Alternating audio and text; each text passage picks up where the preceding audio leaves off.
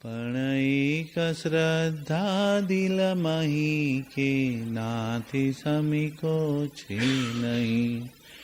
જેના સહારે ક્રોડ તરિયા મુક્તિ મુજ નિશ્ચય સહી. એવા પ્રભુ અરિહંતને પંચાંગ ભાવે હું નમો. જે 14મા સ્વપ્નો થકી નિજ માતને હરિખાવિતા. વળી ગર્ભમાહી જ્ઞાનત્રયને ગોપવી અવિધારિતા. ને જન્મતા પહેલા જ 64 ઇન્દ્રજીની વંદતા. એવા પ્રભુ અરિહંતને પંચાંગ ભાવે હું નમો. મારા પ્રભુ અરિહંતને પંચાંગ ભાવે હું.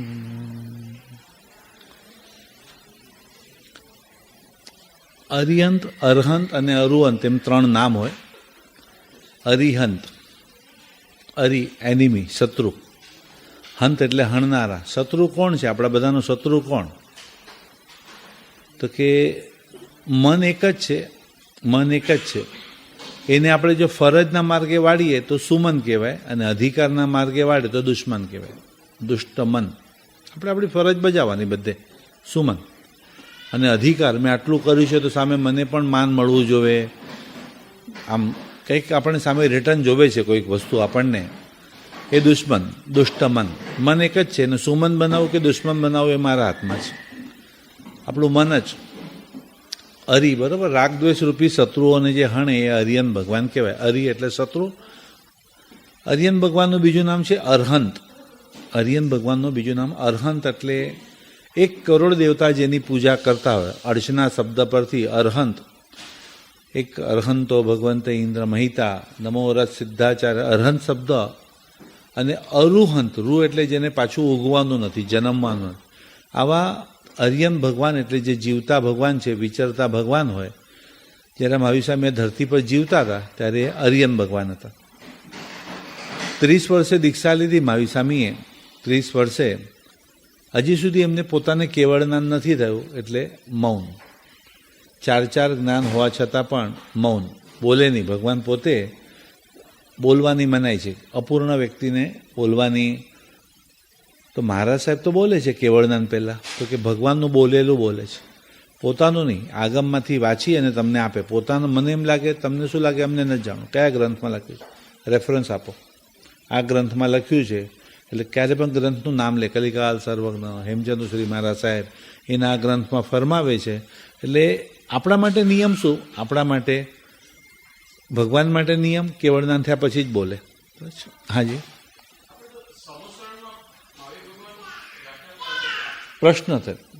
પ્રશ્ન ગૌતમ સ્વામી પ્રશ્ન પૂછે, મહાવીર સ્વામી જવાબ આપે. 36,000 વખત મહાવીર સ્વામી ભગવાનને પ્રશ્ન પૂછ્યા. અને ગૌતમ સ્વામીને, એટલે ભગવાનની હંમેશા પૃચ્છના હોય. પૃચ્છના એટલે ક્વેશ્ચન આન્સર જ હોય. અને મહારાજ સાહેબની વાંચના હોય. મહારાજ સાહેબ વાંચે અને આપણને વાંચીને એમનો પહોંચાડે ભગવાનનું, પોતાનું ના બોલે. અને ભગવાનને તો કેવળ જ્ઞાનમાં આખું કોસ્મિક ઓર્ડર દેખાતો હોય પોતાના જ્ઞાનમાં. તમે જે ક્વેશ્ચન પૂછો કે લાઈફમાં આમ કેમ થાય, તો કે આનું રીઝન આ છે. તમે જે સવાલ પૂછો એનો જવાબ આપે ભગવાન હંમેશા. મૌન. હા, દેશના નહીં, કૃષ્ણા હોય. ભગવાનની દેશના શાના ઉપર હોય, તો કે પ્રશ્નોત્તરી ઉપર જ હોય. હા, એ શાંત, એવું શાંત બેસે, ન બોલે ક્યારે. સામેથી બોલે ને ભગવાન, સામેથી બોલે તો તમારા માટે રાગ થઈ ગયો કહેવાય ભગવાનને. આજે કોઈ પણ એક સબ્જેક્ટ પર સમજાવે, સમજો ક્રોધ ઉપર સમજાવે છે, અને આજે કોઈક એક જણાને ઘરે માથાકૂટ થઈ જાય છે કંઈક, તો કે ભગવાન કેમ એના ઘરનો જ વિષય લીધો, બહુ એના માટે રાગ છે એટલા માટે. તે આવું ન હોય. ભગવાનને કોઈ સબ્જેક્ટ, એમને તો બધું જ ખબર હોય. કેવળ જ્ઞાનમાં પાસ પ્રેઝન્ટ. તમે જે 2 નિયમ છે ભગવાન માટે, પૂછો તો જ બોલે, અને પૂછે એટલું જ બોલે. બીજા પણ પૂછે. ગામના રાજાઓ પણ પૂછતા હતા, પર્સનલ ગણધર પણ પૂછે, બીજા લોકો પણ પૂછે. ઘણા લોકો બધા ક્વેશ્ચન આન્સર પૂછતા હોય.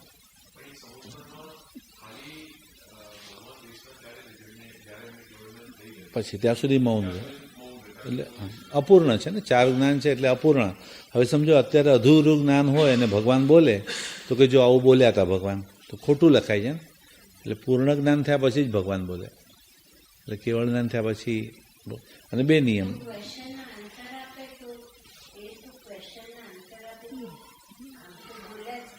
હા, એટલે તમે પૂછ ના ત્યારે ના બોલે, કેવળ જ્ઞાન થયા પછી જ બેસે. એના પહેલાં મળે જ નહીં ને, જંગલોમાં સાધનામાં જતા રહે ભગવાન, મળે જ નહીં કોઈને. સમોસણ ને બધું બને જ નહીં એના પહેલાં. કેવળ જ્ઞાન થયા પછી જ સમોસણ બને. અને કેવળ જ્ઞાન થયા પછી સમોસણમાં બેસીને દેશના આપે, લોકો એમને પ્રશ્ન પૂછે ને પછી એ જવાબ આપે ભગવાન. હા, એ મહાવીર ભગવાને 16 પ્રહર 48 મિનિટ 48 કલાક. કેમ?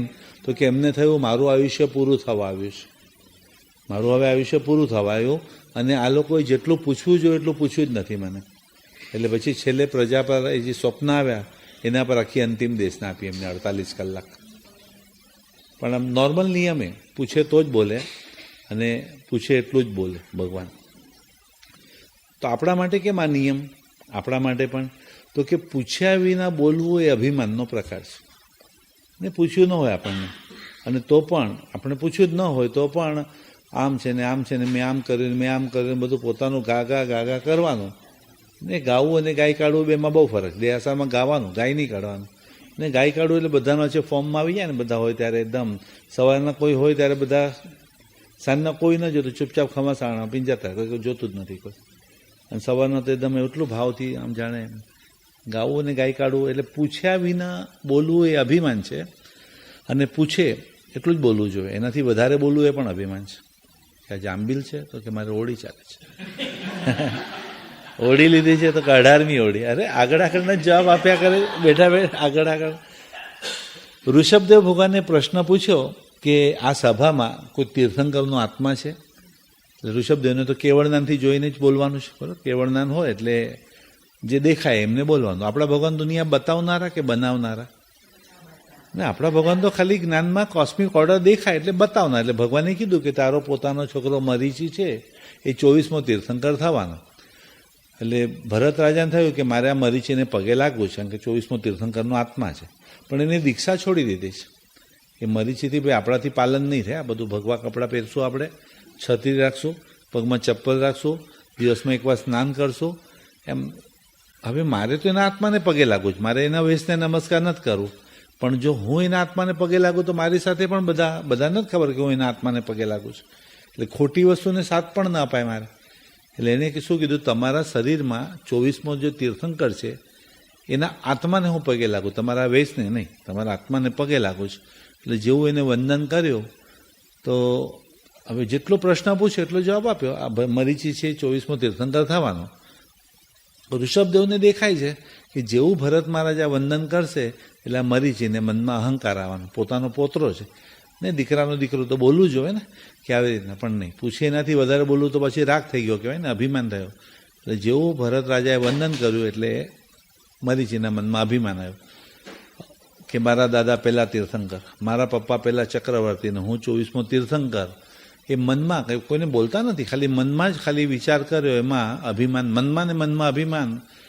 પર આપણે તો વચનમાં અભિમાન આવી જાય ને, મનમાં તો દૂરની વાત છે. વચનમાં તો આમ જાણે રાહ જોતા હોય ને એકદમ, ને વચનમાં પણ આમ જાણે વચનની અંદર તો એવી રીતના એ પણ ના ચાલે. વચનની અંદર સમજો કે આપણને આવડતું હોય તો જવાબ આપવાની પણ ઉતાવળ ન કરાય. ક્યારેક તો એમ લાગે કે ભાઈ બીજાને વિચારવા દો, મને આવડે એને વિચારવા દો, તો કદાચ નવા લોકો પણ આગળ આવી શકે.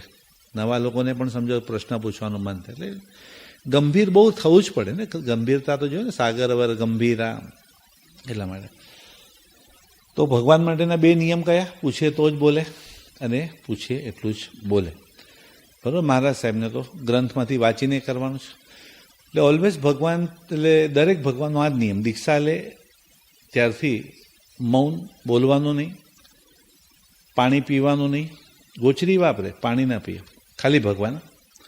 નીચે બેસવાનું નહીં, ઊભા જ રહેવાનું, અને સૂવાનું નહીં. કર્મની સામે લડવાનું, પ્રમાદનો ત્યાગ, સૂવાનું નહીં. અને એમ કરતાં ફાઇનલી 42 યર્સની એજે ભગવાનને કેવળ જ્ઞાન થયું. એટલે કેવો એન્વાયરમેન્ટ, બધી જ વસ્તુ એમને આખું 14 રાજલોક જે આપણે કહીએ લોગસ ઉજ્જો કરે, લોગસ એટલે આમ 14 રાજલોક છે, એમાં ભગવાન ઉદ્યોત એટલે અજવાળું કરે. ભગવાન શું કહે છે, આખું કોસ્મિક એટલે આખું વિશ્વ કેવું છે, જાણે કોઈ માણસ કમર ઉપર હાથ રાખી અને 2 પગ પોળા કરીને ઊભો હોય એવું આખું ભગવાનને આખું વિશ્વ દેખાય છે. આ ચારે બાજુ અલોક છે અને અલોકના વચ્ચે લોક હવામાં લટકી રહ્યો છે, એમ ભગવાનના જ્ઞાનમાં દેખાય. અને આખા વિશ્વની અંદર ભગવાન કે વસ્તુ તો 2 જ છે, જીવ અને અજીવ, બીજી કોઈ જ વસ્તુ નથી. અજીવ કઈ કઈ વસ્તુ અજીવ છે? તો કે મન એક એટમ છે ને, મન એક પૂતગલ છે. મન શું છે? મન એક મનોવર્ગણાના પૂતગલ છે. તો મન મારું છે પણ હું મન નથી. મન મારું છે પણ હું મન નથી. હું અત્યારે જે બોલું છું વચન શબ્દ એ મારા છે પણ હું વચન નથી. કાયા પણ મારી છે પણ હું કાયા નથી. બરાબર? આ મન મારું છે પણ હું મન નથી, વચન મારું છે પણ હું વચન નથી, કાયા મારી છે પણ હું કાયા નથી. મારા આત્મા પર લાગેલા જે કર્મ છે એ મારા જ છે. મેં પોતે જ કર્મ બાંધેલ, કર્મ મારા છે પણ હું કર્મ નથી. હું તો આત્મા બધાથી પર. અને આ બધો વસાવેલું જે પરિગ્રહ મારો છે પણ હું પરિગ્રહ નથી.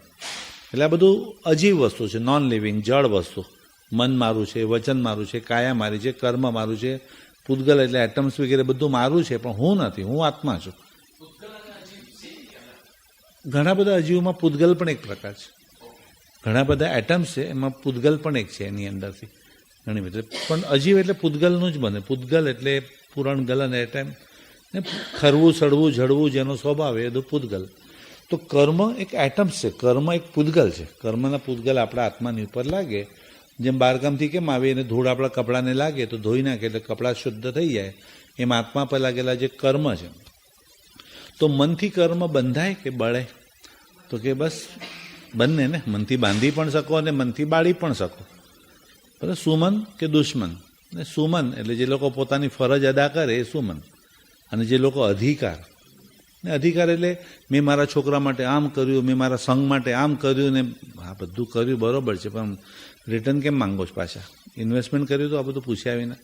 એટલે એક જે તમે અધિકારની વાત નહીં કરો, તમે તમારી ફરજ બજાવીને આગળ વધો. બસ આપણી ફરજ બજાવીને આપણે આગળ વધવાનું. અધિકારની વસ્તુ રામાયણ આખું ફરજમાં આવે ને, અને મહાભારત આખું અધિકારમાં આવે ને. મહાભારત એટલે આમ બધા અધિકાર માટે જ લડે. અહંકાર ને અધિકારનું મહાસંગ્રામ એટલે મહાભારત, અને કર્તવ્ય અને બલિદાનનું મહાસંગીત એટલે રામાયણ. કર્તવ્ય અને બલિદાન બધા સેક્રિફાઈસ કર્યા કરે. તો રામાયણ લાવવું છે કે મહાભારત લાવવું છે તો આપણા હાથમાં છે ને. આપણું ઘરની અંદર વાતાવરણમાં શું લાવવું છે એ આપણા હાથમાં. વચનથી કર્મ બંધાય કે બળે? તો કે સેમ, બંને. વચન તો પૂતગલ છે ને, શબ્દ તો શબ્દ છે, એ શણગારી પણ શકે ને સળગાવી પણ શકે. વચનથી તમને શણગારે 2 શબ્દ આમ બોલો એટલા સરસ બોલો કે તમારું કામ કરવું કોઈને ગમે, અને આખા રિલેશન પણ બાળી નાખે ને. આખું બોલવામાં આખું સંબંધ આખું બધું ખલાસ કરી નાખે. તો ગમે તેવું બોલવાનું કે ગમે તેવું બોલવાનું? સામેવાળાને ગમે તેવું, આમ ગમે તેવું નહીં બોલવાનું ધાડ કરીને, ગમે તેવું જરા બોલવાનું. સામેવાળા ગમે એવું બોલો, ધાડ કરીને મોઢે નહીં બોલો. વચન શબ્દ બોલો નહીં ત્યાં સુધી તમે એના માલિક, બોલ્યા પછી તમે એના ગુલામ. છૂટેલું તીર પાછું ના આવે એમ બોલેલા શબ્દ પાછા ના આવે ને. છૂટેલું તીર છે પાછું ના આવે એમ બોલેલા શબ્દ પણ એટલા માટે હોઠનો આકાર તીરનો લીધેલો છે. એ જે છે ને તીરનો એકદમ એવા આરપાર વિંધી નાખે ને એમ લાગે ક્યાંક પેલું બાણ માગ્યું સારું હતું અને ડૉક્ટર પાસે કંઈ રૂજ તો આવી ગઈ. આ તો એવું બોલી કાઢ્યા છે કે આમ ભવ ક્યારેક વેર બંધાઈ જાય ક્યારેક. એટલે બોલતા પહેલાં ડાયો માણસ બહુ વિચારે પછી બોલે, અને ગાંડો બોલ્યા પછી વિચારે. પણ હવે શું, છૂટેલું તીર તો પાછું ના આવે એમ બોલેલા શબ્દ પાછા ના આવે. હવે શું પતી ગયું તમે. એટલે વચનથી કર્મ બાંધી પણ શકાય ને બાળી પણ શકાય. એ સૂત્ર, એ સ્તુતિ, એ સ્તવન બાંધી પણ શકાય પુણ્ય, અને બાળી પણ શકાય. કાયાથી પણ, ફિઝિકલી બોડીથી બંને બાંધી પણ શકાય, બાળી પણ શકાય. શરીરને ઉપકરણ બનાવવું કે અધિકરણ બનાવવું એ મારા હાથમાં છે. મારા સાહેબે શરીરનો સદુપયોગ કરીને કર્મ બાળી રહ્યા છે. ઉઘાડા પગે ચાલે, લોજ કરે, સફેદ કપડાં પહેરે, ઘરે ઘરે માંગીને ખાય, ગામે ગામે ચાલતા જાય, બધું જ મોં છોડી દે છે. બધું આપવા લોકો તૈયાર છે પણ ખપ નથી, બસ કંઈ જરૂરત જ નથી બસ. અને એ જ કાયાથી આપણે કર્મ બાંધી રહ્યા છે. એટલે મન, વચન, કાયા, કર્મ જે છે એ કર્મ એટલે એક્શન, કર્મ એટલે કાર્ય, કર્મ એટલે કોઈ પણ ડીડ્સ ને કોઈ પણ ક્રિયા, એક્શન. તો કર્મના આપણે તે દિવસે કહેતા હતા કે કર્મના બે પ્રકાર ને, પુણ્ય કર્મ અને પાપ કર્મ. પુણ્યથી પાપ માઇનસ થાય, બહુ પાપ થઈ ગયેલો થોડું પુણ્ય કરી લઉં તો કે નહીં, પુણ્યથી પાપ માઇનસ ન થાય. કંઈ જ ના, પુણ્યથી પાપ માઇનસ થાય તો પૈસાવાળા લોકો પહેલાં મોક્ષે જતા રહે ને, થોડું ચેરિટી કરી દો એટલે જલ્દી મોક્ષે જવાય. તો એ નહીં, પુણ્યની જગ્યાએ ભોગવવાનું, પાપની જગ્યાએ. બે ખાતા જ અલગ છે, બે ખાતા આખા અલગ જ છે.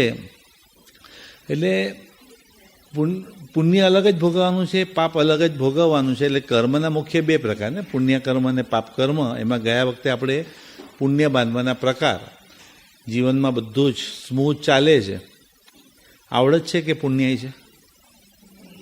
પુણ્ય આવડત, પુણ્ય આપણું પુણ્ય પ્રબળ છે તો આમ રેતીમાં પણ જહાજ તરે, અને પાપ કર્મ જોર કરતું હોય તો પાણીમાં ડૂબે ને, એકદમ ટાઇટેનિક જેવું હોય તો એ ડૂબે. પછી એમ લાગે હા શું બતાવે પછી. એટલે બધું પાપ કર્મ એવું છે, પુણ્ય કર્મ હોય ને પાપ કર્મ, તો પુણ્યથી મળેલી વસ્તુ ભોગવવાની, પણ ભરોસો નહીં કરવાનો. ક્યારે પણ દગો આપી દેતા વાર ના લાગે ક્યારે. એટલે પુણ્ય કર્મ અલગ અને પાપ કર્મ અલગ. એટલે કર્મના મુખ્ય બે પ્રકાર, એમાં પુણ્ય બાંધવાના 9 પ્રકાર તો આપણે જોયા.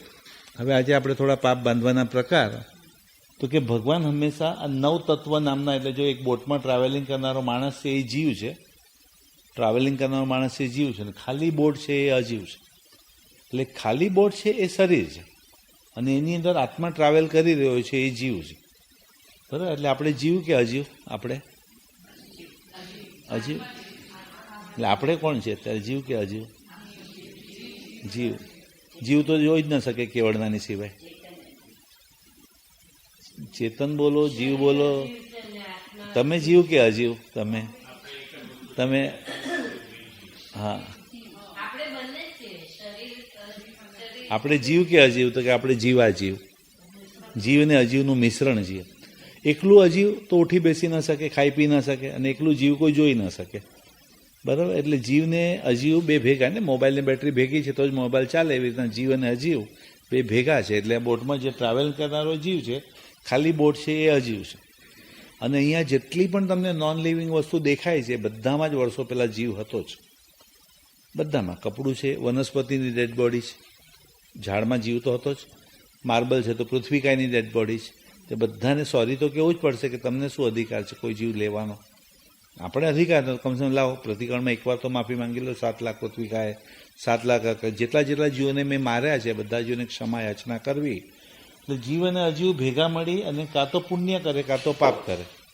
તો એ બોટની અંદર જે સ્મૂથ આપણી જે જિંદગી જઈ રહી છે, આપણી પુણ્ય, આપણું પુણ્ય પ્રબળ હોય ત્યારે બધું સ્મૂથ ચાલે ને. સ્મૂથ આમ કદાચ આમ લાખોમાં તો દાઢ નીકળી જાય, ડૉક્ટરનો ખર્ચો બચી જાય. બધા ડૉક્ટર પાસે જવું જ તું ક્યારેક.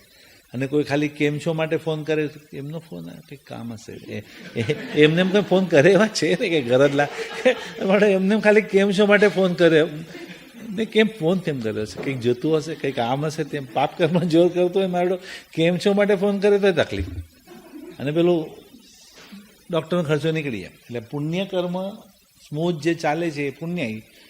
ધંધામાં પ્રારબ્ધ એટલે પુણ્ય બળવાન. ધંધામાં પ્રારબ્ધ એટલે આપણું પુણ્ય બળવાન. અને ધર્મમાં પુરુષાર્થ બળવાન. ધર્મમાં ઓલવેઝ એફર્ટ. ને કંઈ પણ થોડુંક પણ ધર્મ કરવો છે તો એ પકડી રાખવું પડે કે ભલે હું સન્ડે ટુ સન્ડે ટેમ્પલ જઈશ, બસ સન્ડે ટુ સન્ડે, રોજ નથી જવું, પણ સન્ડે જવું એટલે જવું. પછી બસ પછી કંઈ પણ થાય રહે, સવારના રહે, બપોરે સાંજના, પણ કંઈ પણ હિસાબે એક પકડી રાખવું.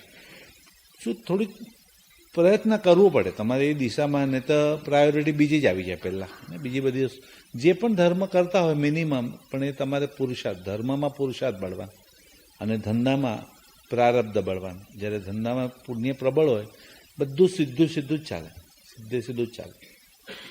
તો આ પુણ્ય કર્મ બાંધવાના 9 પ્રકાર તો આપણે સબ ભણ્યા હતા. હવે આપણે પાપ બાંધવાના. આજે પ્રતિકૂળ પવન એટલે જે તોફાન આવે ને, એટલે એ પાપ કર્મ ઉપર આજે જરા આપણે વાત કરશું. 18 પાપ સ્થાનક ઉપર આપણે તે છતાં જરા 9 તત્વ પૂરું કરી લો. જીવ અને અજીવ ભેગા મળી અને કાં તો પુણ્ય કરે કાં તો પાપ કરે. પછી આના પછી પુણ્ય પાપ, પછી એનાથી ઉપર પુણ્ય અને પાપ તો આવ્યો. પુણ્ય શું કીધું આપણે? પુણ્ય એટલે સમય, સમજણ, સત્તા અને સંપત્તિ. તમે સમયનું દાન આપો, તમારી પાસે સમજણ છે તો સમજણનું દાન આપો, તમારી પાસે સત્તા, એક ફોન કરો કોઈનું કામ થઈ જાય તો સત્તાનું દાન આપો, છેલ્લે કહીને તો સંપત્તિનું દાન આપો, તો એ પુણ્ય. અને સમય, સમજણ, સત્તા, સંપત્તિનો સદુપયોગ ન કરવો, કારણ કે બધા સંપત્તિ ના આપી શકે, ઘણા લોકો સમય આપે પોતાનો ઓનરરી. તો હવે એ જે બોટમાં કાણું પડ્યું ને એ આશ્રવ કહેવાય ને. પેલું આશ્રવ એટલે બોટમાં બધું કાણું પડે, અંદર ધાડ ધાડ ધાડ ધાડ બધું પાણી અંદર આવે, એ આશ્રવ. અને આવતા પાણીને રોકવું એ પહેલાં સંવર. સંવર એટલે કોઈ પણ હિસાબે બારીમાંથી કચરો આવે તો બારી બંધ કરવું, એમ પાણી જે અંદર આવે એ આશ્રવ, અને પછી સંવર.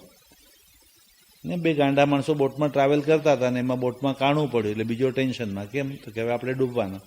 તો કે બીજું કાણું કરી દે ને, પણ અહીંથી આવશે ને ત્યારે આમ જાણે કે બીજું કાણું કરી દે સીધું બહાર અહીંથી. ડબલ કેમ પાછા એકમાંથી બીજું બધું ઝંઝાટ. આશ્રવ એટલે ને જે પાણી અંદર આવે એને આશરો, તો પહેલાં તો રોકવું પડશે આવતા. એટલે પ્રતિક્રમણમાં પણ પહેલાં તો સામાયિક જ લેવડાવી દેશે, એટલે આવતા પાપ અટકાવશે, પછી આવેલા પાપની માફી માંગશે. પહેલાં તો સામાયિક લે એટલે આવતા કર્મ. હવે એ જે પાણીની અંદર બોટ અને બોટમાં પાણી, ને પાણીની અંદર બોટ છે ને બોટમાં પાણી, એટલે પાણીને બોટ એકમેક થઈ ગઈ, એ બંધ કહેવાય. તો એ પાણીને ખાલી કરીએ છીએ આપણે નિર્જરા, જે અંદર આવેલું પાણી છે એને આપણે ખાલી કરીએ એ નિર્જરા. એટલે આપણા આત્મામાં આવેલા કર્મને આપણે ખાલી કરીએ એ નિર્જરા. અને એકદમ સુખરૂપ સામે કિનારે પહોંચી જાવ. એકદમ ફર્સ્ટ ફોટોગ્રાફ જતો ઉપર ને અપાર સંસાર જેનો પાર જ નથી, એટલે એકદમ ફર્સ્ટ એકદમ નીચે કરી લેવું, એને મોક્ષ કહેવાય. 9 એલિમેન્ટ્સ એટલે ભગવાન 9 બસ આ જો એકદમ મોક્ષ એટલે એકદમ જે એકદમ શુદ્ધ જે આત્મા છે ને, આત્માનું પ્યોરેસ્ટ ફોર્મ એટલે મોક્ષ. એકદમ ક્લીન, નીટ, એકદમ શુદ્ધ એટલે મોક્ષ. ભગવાન હંમેશા 9 તત્વ નામના વિષય ઉપર જ ઉપદેશ આપે, એટલે 9 અંગે પૂજા કરવાની. ને ભગવાનના 9 જ અંગે પૂજાનું કારણ શું?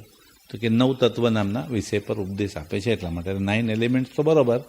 હવે આમાં આપણે પાપ કર્મની વાત કરતા હતા, એટલે તે દિવસે આપણે કીધું હતું કે લગા શકો તો બાગ લગાના પણ આગ લગાના મત શીખો, બિછા શકો તો ફૂલ બિછાના પણ કાંટે બિછાના મત શીખો, જલા શકો તો દીપ જલાના, થાય તો દીવો બાળો પણ દિલ को जलाना मत सीखो, और हो सके तो पुण्य तो करना पर पाप तो करना मत सीखो. થાય તો કરજો પુણ્ય, ના થાય તો છોડી દો, પણ પાપથી કઈ રીતના બચવું. એટલે ધર્મ વધારવા કરતાં અધર્મથી બચવું એ બહુ જરૂરી છે. અત્યારે શું ધર્મ બહુ વધી ગયો, પણ અધર્મ ઘટી નથી રહ્યો. અધર્મ તો 18 પાપસ્થાનક કયા છે એના ફોટોગ્રાફ પર આપણે જઈએ બરાબર. એટલે પ્રતિક્રમણમાં તો સડસડાટ માફી માંગે. છઠે એક રોજ 7 મહિના 8 મહિના 9 મહિના 10 મહિના 11 કલાક મિચ્છા સ્થાનકવાસીને કેટલા 1 કલાકમાં, અમારે 1.5 કલાકમાં પાપ ધોવાઈ જશે કાલે 12 મહિનામાં. એટલું સહેલું છે, સારું છે કીધું આ બધું. એટલું કંઈ જે ભૂલનું પુનરાવર્તન થાય એ પાપ, પછી એ ભૂલ જો રિપીટ થાય તો માફી ન મળે પાછી. સેમ ટુ સેમ ભૂલ પાછી કરો તો પછી કંઈ મતલબ જ નથી. જો માફી જ માંગવી અને એ જ પાપ કર્યા કરો તો એનો કંઈ મતલબ જ નથી. એટલે મને એક જણ કે નવી ભૂલ કરું તો મેં તો ચાલશે, સેમ રિપીટ નહીં કરતા, નવી કરો તો ચાલશે કીધું. છોકરાએ કીધું રોજ મોબાઈલ નહીં તોડ, ટીવી તોડી નાખ્યા, એસી તોડી નાખવાનું. એટલે શું હવે એકને એક ભૂલ થાય છે એનું કારણ શું? એકને એક ભૂલ થાય છે એનું કારણ કે બાળકને સીધું 4th સ્ટાન્ડર્ડમાં બેસાડી દે છે. સીધું 4th સ્ટાન્ડર્ડમાં બેસાડો તો ફેલ જ થવાનું. બિચારા એબીસીડી આવડતું નથી, 4th સ્ટાન્ડર્ડમાં એસે લખવા બેસાડો, થાય જ નહીં ક્યારે. તો આપણી પણ એ જ હાલત છે. સૌથી પહેલાં ધર્મ કહે છે સ્વીકાર. સ્વીકાર એટલે શું? કે તમે જેમ જેમ સમજતા જાઓ ને, સમજતા જાઓ, થોડું થોડું સમજીએ, થોડું થોડું સાંભળીએ, લોજિક માઇન્ડમાં ન બેસીએ તો આપણે પ્રશ્ન પૂછીએ, થોડું ડિબેટ કરીએ, થોડું આર્ગ્યુમેન્ટ પણ થઈ જાય ક્યારેક, પણ એક કોશિશ કરીએ સમજવાની કે શું કહેવા માંગે છે, શું કહેવા માંગે છે. તો એ સમજવાથી શું થશે? થોડુંક સ્વીકાર ભાવ આવશે. સ્વીકાર એટલે ના, વાત તો સાચી છે, ભલે થતું નથી, આપણી પર્સનલ વાત છે, અલગ વાત છે, પણ કરાય તો નહીં, કરાય તો નહીં. જેમ જેમ તમે સમજતા જાય એટલે સ્વીકાર તો આવે પહેલાં. પછી શું થાય? તો કે હવે ભણેલા છો, સમજેલા છો, એટલે કરશો પણ ખરા, એવું નથી કે નહીં કરો, પણ એ કરતાં કરતાં પછી યાદ પણ આવશે. જો ધર્મ ના પાડે ને આપણે શું કરીએ છીએ, આપણે શું કરીએ છીએ, કરીએ. એવું નથી કે સમજાય એટલે બધા છોડી દેશું આપણે. ને હમણાં પાચમ પછી બધા કર્યા પરિષદના પારણા અને મેલ્યા ઉપાસેના બારણા, એટલે પારણું પતે એટલે પૂરું ભાઈ, હવે આવતા વર્ષે હવે પતી ગયું, હવે કઈ હવે શું રોજ રોજ શું છે ભાઈ. પણ ભણેલા છો એટલે ખટકશે તો ખરો, એ ખટકશે. ભલે કદાચ એ કંઈક ખાઈશ કે પીશ પણ આમ યાદ હશે, ખવાય નહીં પણ ક્યારે છૂટ, આમ એક કોઈને ખબર ના પડે, પણ મને અંદરથી ગિલ્ટ થયા કરે, કારણ કે ભણેલો છે ને, થોડુંક ભણેલું છે, કરું એવું મજા પણ આવે છે, સંસ્કાર છે એટલે છૂટતું નથી. પણ એ ગુસ્સો પણ કરી રહ્યો છે અને દુઃખ પણ થઈ રહ્યું છે. અંદરથી ગુસ્સો પણ કરી રહ્યો છે, પણ સાથે દુઃખ પણ થાય કે આમ એકદમ સમજતા જ નથી. એટલે પીડા એટલે પિંચ ખટકે તો ખરું. સારું ને, મને ઘણા લોકો કહે છે ધર્મ ભણ્યા પછી તો ઉલટાનું ગિલ્ટી ફિલિંગ્સ વધી ગયું. મેં તો કામ જ એ છે અમારું, ગિલ્ટ કરાવવાનું કામ. આમાં છોડવાનું કામ નથી. તમને કોઈ કામ શાંતિથી કરવા નહીં દે, પાપ શાંતિથી નહીં કરવા દે, અંદરથી યાદ આવ્યા જ કરજો. આમ બરોબર ભણેલા હશે ને એ વ્યક્તિ પીડા. પછી પશ્ચાતાપ, એના પછી 3rd નંબરમાં આવે પશ્ચાતાપ. એટલે પશ્ચાતાપનો અર્થ તમે એકલા બેઠા બેઠા બેઠા એક ઓબ્ઝર્વેશન કરીએ કે આપણે શું લાઈફ, તમને આત્માની સાક્ષીએ જે થાય એ પશ્ચાતાપ કહેવાય. આત્માની સાક્ષીએ થાય એ પશ્ચાતાપ. અને ગુરુ પાસે જઈને કરો એ પ્રાયશ્ચિત. એટલે પ્રતિક્રમણ એટલે ગુરુ પાસે કરવાનું. પણ પશ્ચાતાપ વગર પ્રાયશ્ચિતની કોઈ કિંમત ખરી? કોઈ પશ્ચાતાપનો ભાવ જ નથી અને પ્રાયશ્ચિત કર્યા કરું તો એનો મતલબ જ નથી ને. પણ હું પ્રાયશ્ચિત ન કરું ને પશ્ચાતાપ કરું તો કે ચાલે. એક વખત સમજો કે આજે કંઈ જ નથી, ખાલી 1-2 મિનિટ માટે આંખો બંધ કરીને આજનો દિવસ મારો કેવો ગયો ને, આજના દિવસે આ ન કરવાનું કર્યું, આ ન કરવાનું કર્યું, આ ન કરવાનું કર્યું, 10 કાર્ય ન કરવાના કરી નાખ્યા અને આ 2-3 કરવાના કાર્ય કર્યા. એટલે કરવાનું મેં શું કર્યું, ન કરવાનું શું કર્યું, બંને યાદ કરી લઈ અને ન કરવાનું કર્યું એની હું માફી માંગુ. બસ થઈ ગયું, 2 મિનિટમાં પ્રતિક્રમણ, વાંધો નહીં. પણ રોજ યાદ કરો. એ જે ન કરવાનું કર્યું છે એ તમે કરો, એ રોજ તમે યાદ કરી અને એની, અને તે દિવસે કીધું એ પ્રમાણે, બરાબર ને, તે દિવસે આપણે કીધું એ પ્રમાણે પેલો એક જણ 200 રૂપિયા કે ને મેચમાં હારી ગયો, તો કે 200 ક્યાં, તમે તો 100 રૂપિયાની શરત લગાવો. તો કે ના, રાતના હાઇલાઇટ્સમાં પાછા લગાડ્યા તમે. હવે આપણે હાઇલાઇટ્સમાં પણ 100 રૂપિયા લગાડતા હારે, એમાં કમાલનો માળ. એક તો સવારના ગુસ્સો કર્યો ત્યાં 100 ગયા. હવે જ્યારે માફી માંગવા બેસે છે ત્યારે પણ એ કરે જ એવું છે, એ કરે એવું છે. એટલા માટે જ મને ગુસ્સો આવે છે. અરે તમે ગુસ્સો કર્યો ને, તમે માફી માંગો ને, એનો વાક છે કે તમારો વાક, કર્મ તો તમને જ બંધાયા છે. એટલે પહેલા નંબરમાં સ્વીકાર, બીજા નંબરમાં પીડા, ત્રીજા નંબરમાં પશ્ચાતાપ, પછી ચોથા નંબરનું પ્રાયશ્ચિત એટલે પ્રતિક્રમણ. જો આવી રીતના સ્ટેપ બાય સ્ટેપ જશું તો જ પાપ ઘટશે.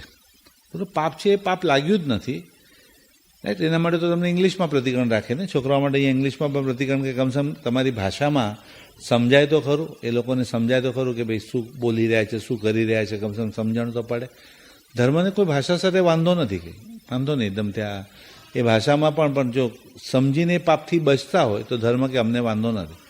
એ ભાષા સાથે પણ બરાબર સ્વીકાર, પીડા, પશ્ચાતાપ, ધ્યાન, પ્રાયશ્ચિત. પશ્ચાતાપ માટે ધાર્મિક શબ્દ છે નિંદામી અને પ્રાયશ્ચિત માટે ગરિયામી.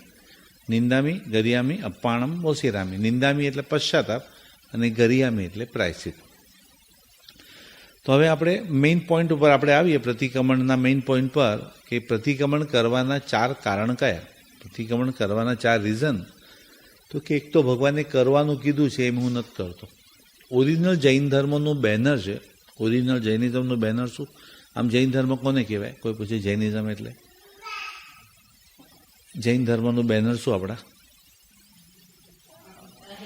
અહિંસા પરમો ધર્મ. ને લગભગ કોઈને પણ પૂછો, લીવ એન્ડ લેટ લીવ, અહિંસા પરમો ધર્મ, બધા જ બેનર કહેશે અહિંસા પરમો ધર્મ. બારે એનો જ પ્રચાર થાય છે આપણે, અહિંસા પરમો ધર્મ. પણ ઓરિજિનલ પ્રિન્સિપલ છે આણાહી ધમ્મો. આણાહી ધમ્મો. આજે સજ્જાઈમાં બોલ્યા મન્ન જીનાણા માણમ, જીનેશ્વર ભગવાનની આજ્ઞા માનવી એ આપણો પહેલો ધર્મ. આજ્ઞામાં અહિંસા આવી જશે, અહિંસામાં બધી આજ્ઞા નહીં આવે. એટલે દેરાસરમાં જતા હોય તો જ પહેલાં ચાંદલો કરાવે કે જે ભગવાનની આજ્ઞા છે એ હું, મને બધું માન્ય છે, કરી નથી શકાતું અલગ હોય, પણ બધું હું કોઈ વસ્તુનું ચેલેન્જ નથી આપતો. મોબાઈલમાં પણ એવું ને, ડાઉનલોડમાં એક્સેપ્ટ બટન દબાવો, તમે આજ્ઞા આપો તો ડાઉનલોડ સ્ટાર્ટ થાય ને, જાતે એમ નહીં. તમે ને એક્સેપ્ટ બટન દબાવો પછી ડાઉનલોડ. દેરાસરમાં પણ અંદર જતા હોય તો ચાંદલો કરવાનો. એટલે ઓરિજિનલ જૈનનો બેનર છે આણાહી ધમ્મો. તો આજ્ઞામાંથી અહિંસામાં ક્યાંથી આવી ગયા આપણે? આજ્ઞામાંથી તો કે દિગંબર અલગ કે છે, શ્વેતાંબર અલગ કે છે, મહાવીર સ્વામી એક જ છે, પણ કે અમારા ભગવાન ના પડે. મહાવીર ઓલા કે અમારા ભગવાન આમ કે, સ્થાનકવાસી કે આ માનવાનું, દેરાવાસી કે આ નહીં માનવાનું. એટલે દિગંબર ને સ્થાનકવાસી ને આ બધું અંદર અંદર અંદર એટલું બધું માથાકૂટ થવા માંડી. એટલે છોકરા કે સાચું શું પણ આમાં? આ મહાવીર સ્વામી સાચા કે આ મહાવીર સાચા? કોઈ કે સ્ત્રીનું મોક્ષ થાય, કોઈ કે સ્ત્રીનું મોક્ષ ન થાય, કોઈ કે મૂર્તિ માનવાની, કોઈ કે મૂર્તિ નહીં માનવાનું. તો ભગવાને શું કીધું? દમ. એટલે આણાહી ધમ્મો, આજ્ઞાની અંદર છે ને થોડા અંદર ઝઘડા થયા. તો કે અહિંસા કોમન છે, તમે પણ માનો છો, દિગંબર, શ્વેતાંબર, સ્થાનકવાસી, દેરાસી બધા માનો, અહિંસા રાખો ને. એમ એમ કરીને રાખો. એમ કરીને એક જણાને મેં પૂછ્યું, તમે તો ના પાડતા ને લાઈફમાં ક્યારે લગ્ન નથી કરવા? તો કે ના, નહોતો જ કરવાનો લગ્ન, પણ પેલી છોકરી પણ એવી જ મળી, એ જ વિચારવાળી, એ પણ એ જ વિચારતી. એટલે પછી એ પણ એ જ માનતી હતી કે મારે લગ્ન નથી કરવા. એ બાબતમાં વિચાર બહુ મળતા આવ્યા અમારા. પછી એ પણ એ જ માનતી હતી. બરાબર છે. એ પણ અહિંસા માનતા, હું અહિંસા, એટલે ચલો એ બાબતમાં વિચાર મળતા આવતા હતા. આપણે કે ભાઈ એમ કંઈ તમે જાતે કંઈ જ ના બદલી શકો, પણ ઠીક છે, હવે સાચું કોણ જોવા જાય ઉપર? અહિંસા રાખો ને ભાઈ, એ બાને ચાલે છે, એમ ચાલવા દેવાનું પછી એકદમ ત્યાં. એટલે બહુ ઘણી જગ્યાએ એકદમ, ગઈકાલે પણ એક જગ્યાએ મેં કીધેલું કે બોમ્બેની અંદર એક ગ્રાઉન્ડની અંદર બધા જૈન શ્રાવકોને ભેગા કરવાનું કીધું. શ્રાવિકા નહીં આવતા, શ્રાવકો આવજો, લેંગા જાબામાં આવજો, વ્હાઇટ કપડામાં આવજો કમ્પલસરી. ઘરે જતા સાંજ સુધીમાં તો બધાના કપડાં એકદમ લોહી આમ કરડાયેલા, લોહીથી ખરડાય. તો કે શું થયું આટલું બધું લોહી? તો કે અહિંસાની ચર્ચા માટે ભેગા થયા હતા. અને જે લાકડીઓ ઉછળી છે મારે, આપણે દેરાસરમાં આવીને પાછું આટલા ઝઘડા, આપણે દેરાસરમાં આવીને આટલું ઝઘડા, પ્રતિકરણમાં આટલા ઝઘડા, બધું કેમ આટલું બધું કસાય કેમ નડી રહ્યો છે આટલો બધો? ને અહિંસાની ચર્ચા પર હિંસા પર ઉતરી જાય એવા લોકો બધા. એટલે બીજાનું તો આસ્થા જ ઉઠી જાય ને. બીજા લોકો તો, નવા લોકો તો આવશે જ નહીં કે ભાઈ અમારે ન જવું આ બધી વસ્તુઓમાં. ઠીક છે, સમજે તો સારું, ન સમજે તો છોડી દેવાનું. શું ચોથી ભાવના રાખવાની ને? કરુણા આવે એટલે આપણે સમજાવવાનું, પણ ન સમજો તો માર્ગ ભૂલેલા જીવન પથિકને માર્ગ ચીંધવા ઉભો રહો. આપણે જો આ રાઈટ છે, આ રોંગ છે, પણ કરે ઉપેક્ષા, આપણી વાતની ઉપેક્ષા કરે તો આપણે સમતા ચિત્ત ધરો, આપણે શાંત રહ્યો ને. આપણે કેમ ન સમજો તો પછી ભગવાન પણ ક્યાં બધાને તારી શકે ને? 14,000માંથી 700 જ ગયા, બાકી 13,300 તો નથી જ ગયા ને. ટ્રાય કરી, ન થાય તો છોડી દેવાનું. એમાં આપણે કસાય કરવાનું. તો આજ્ઞા ને આણાહી ધમ્મો, ભગવાનની આજ્ઞા એ ધર્મ. ભગવાનની આજ્ઞાનો ભંગ 4 રીતે. ને કઈ 4 રીતે? તો કે જે કરવાનું કીધું છે, આ 9 કાર્ય કરવાના કીધા છે, જે આપણે ગયા તે કર્યા. કરવાના, ભૂખ્યાને અન્ન આપવું, તરસ્યાને પાણી આપવું, રેવા સ્થાન આપવું, પહેરવા વસ્ત્ર આપવા, સુવા શયન આપવું, મનથી હંમેશા સારા ભાવ રાખવા, વચનથી પણ કોઈને પ્રિય લાગે એવું બોલવું, કાયાથી પણ સેવા કરવી, ક્ષમા, જીવદયા, પરોપકાર કરવો અને દેવગુરુ ધર્મને નમસ્કાર કરવો. આ 9 માર્ગે શક્તિ વાપરવાની. એ કરવાનું કીધું છે એ મેં ન કર્યું, પણ સામે ન કરવાના જે 18 પાપસ્થાનક છે ને એ મેં કર્યા. બંનેનું અલગ પાપ લાગે? કરવાનું કીધું છે એ ન કર્યું અને ન કરવાનું કીધું એ કર્યું, એ બંનેનું અલગ પાપ લાગે? બંનેનું અલગ પાપ. કોઈ કરવાનું કીધું છે એ પણ કરે ને ન કરવાનું કીધું છે એ પણ કરે તો? કરવાનું કીધું છે કરે છે, પણ સામે ન કરવાનું કીધું છે એ પણ કરે. તો કરવાનું કીધું એના માર્ક આપવાના ને, પછી 50% માર્ક આપશો ને. હા, સવારે પૂજા કરે છે એના માર્ક આપશો ને. રાતના પાર્ટીમાં ડ્રિંક લે છે એવું નહીં બોલવાનું તમે. તમારે બીજી બાજુ નહીં બોલવાનું, તમારે ખાલી પોઝિટિવ સાઈડ જ બોલવાનું ને. પૂજા કરવાવાળો ડ્રિંક લે છે કે ડ્રિંક લેવાળો પૂજા કરે છે? તો કે સેમ. તો કે પૂજા કરવાવાળો ડ્રિંક લે છે, આ નિંદાનું પાપ લાગી ગયું તમને, તમે એની નેગેટિવ સાઈડ જોઈ. અને ડ્રિંક લેવાળો પૂજા તો કરે છે. આજે પૂજા કરતાં કાલે મોહનીય કર્મ તૂટે તો છૂટી જાય માણસ, નીકળી જશે. તમે કેમ બીજાની નેગેટિવ સાઈડ? તમારે એક અહંકાર છે. અને કાં તો ન કરવાનું બહાનું, આટલા સામયિક કરે તો પણ મગજ એટલું જ ગરમ છે. પણ ભાઈ તું તો ન કરીને પણ ગરમ મગજ રાખે, એના કરતાં કરે તો છે કમસે કમ. એટલે આ જે બીજી સાઈડ જે જુઓ છો ને કોઈની, એ અભિમાનનો પ્રકાર છે. એટલે કરવાનું કીધું છે એના માર્ક તો આપવા જ પડશે. ભલે ન કરવાનું કીધું છે એના પાપ લાગશે, અલગ વાત છે. પણ કમસે કમ આટલું તો આગળ વધ્યો, ધીમે ધીમે એમાંથી પણ નીકળી જશે. બે ખાતા જ અલગ છે. ત્રીજું અશ્રદ્ધા. ભગવાનના વચનોમાં અશ્રદ્ધા, શ્રદ્ધા ન હોય તો કે ના શ્રદ્ધા તો શ્રદ્ધા હોય તો માણસ પાપ કરે જ કઈ રીતના? શ્રદ્ધા હોય તો આ ભગવાને આટલું પાપ કર્યું એમાં તો આટલી સજા મળી, તો પછી શ્રદ્ધા હોય તો પાપ કરી જ કઈ જ ના શકે ને. આટલું બધું અભિમાનમાં આવીને ગરમ ગરમ ગરમ નોકરના કાનમાં લોખંડનો રસ નાખી દીધો તો ભગવાનને પણ ખિલ્લા ઠોકાયા. ઋષભદેવ ભગવાનને બળદને ખાવામાં અંતરાય પાડ્યો તો ઋષભદેવને વર્ષી તપ કરવો પડ્યો ને. બધા ભગવાન જો તમે મલ્લીના ભગવાને કપટ કર્યું તો એને સ્ત્રી તરીકે જન્મવું પડ્યું.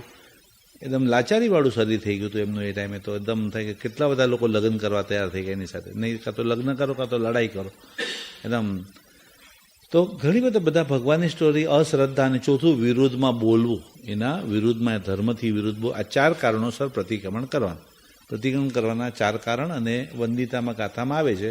પરિસિદ્ધાણમ કરણે, કિચ્ચાણમ કરણે પરિક્રમણમ, અસદ્ધણતા અને વિવરીય પર્વણાય. કરવાનું કીધું એ ન કર્યું, ન કરવાનું કીધું એ કર્યું, અશ્રદ્ધા અને વિરુદ્ધમાં બોલ્યા. આ 4 કારણોસર. તો ન કરવાનું કયું? તો કે સૌથી પહેલું છે પહેલે પ્રાણાતિપાત. પહેલે પ્રાણાતિપાત એટલે જીવની હિંસા, જીવ હિંસા. પણ ધર્મ તો કે જીવ ક્યારે મરતો જ નથી, આત્મા તો મરતો જ નથી. બરાબર, કોઈ આત્મા ક્યારે મરે જ નહીં ને. કોઈ કે આત્મહત્યા કરી, પણ આત્માની તો હત્યા થતી જ નથી કોઈ દિવસ. આત્મા તો જીવતો જ છે ને બીજી જગ્યાએ. અને દેહ હત્યા બોલાતું નથી.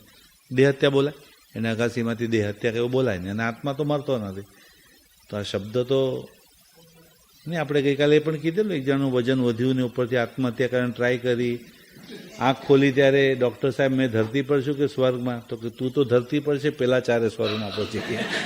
પેલા 4 ઉપર પડ્યો, એ 4 ઉપર પહોંચાડી દીધા. આપણે કે હત્યા કે આત્મહત્યા ખબર ને, 4 જણનું મર્ડર કરી, એ 4 ઉપર પડે, બીજા 4 ઉપર પહોંચાડી દે ક્યારેક. ના આપણે માફી શું માંગી? જીવ હિંસાની માફી માંગી કે પ્રાણાતિપાતની માફી માંગી?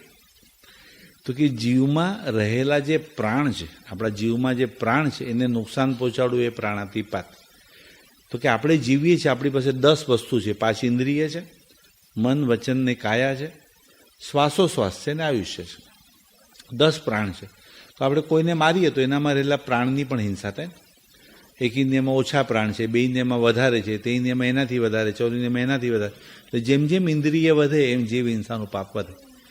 અને જીવ હિંસાના કારણે શું ફળ મળે? તો આમાં લખે છે કે બીમારી આવે ને, બીમારી આવે ને, કંઈ પણ બીમારી, ડાયાબિટીસ, પ્રેશર, થાઇરોઇડ, કોલેસ્ટ્રોલ, બીમારી ગણું કે નહીં ગણું?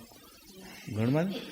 એ તો ન હોય તો અબનોર્મલ લાગે. ડાયાબિટીસ નથી, અબનોર્મલ, પરચુરણ ધંધો કરતો લાગે છે. આમ સ્ટ્રેસ નથી કોઈ જાતનો ને. તમ એટલે બીમારી સ્ટેટસ ગણાય એ રીતના કે આમ સવારના વાટકી ભરીને ને.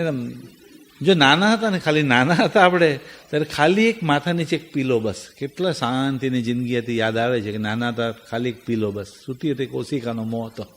અને હવે મોટા થયા પછી પીલો પ્લસ પીલ્સ. બહુ મોટા થઈ ગયા, પીલો પ્લસ એક પીલ્સ, એક ટેબ્લેટ લે તો જ ઊંઘ આવે ભાઈ સાહેબને. તો આપણે કંઈક શું પ્રોબ્લેમ થઈ ગયો, કેમ આટલું બધું મગજ પર લઈને ને? ત્યાંની વસ્તુ ત્યાં મૂકીને જ આવવાનું ને. ઓફિસનું બહુ છે, ઓફિસે મૂકીને જ આવવાનું, ઘરે પણ નથી આવતું. બધું બીમારી, ધીમે ધીમે ધીમે બીમારીઓને બધું.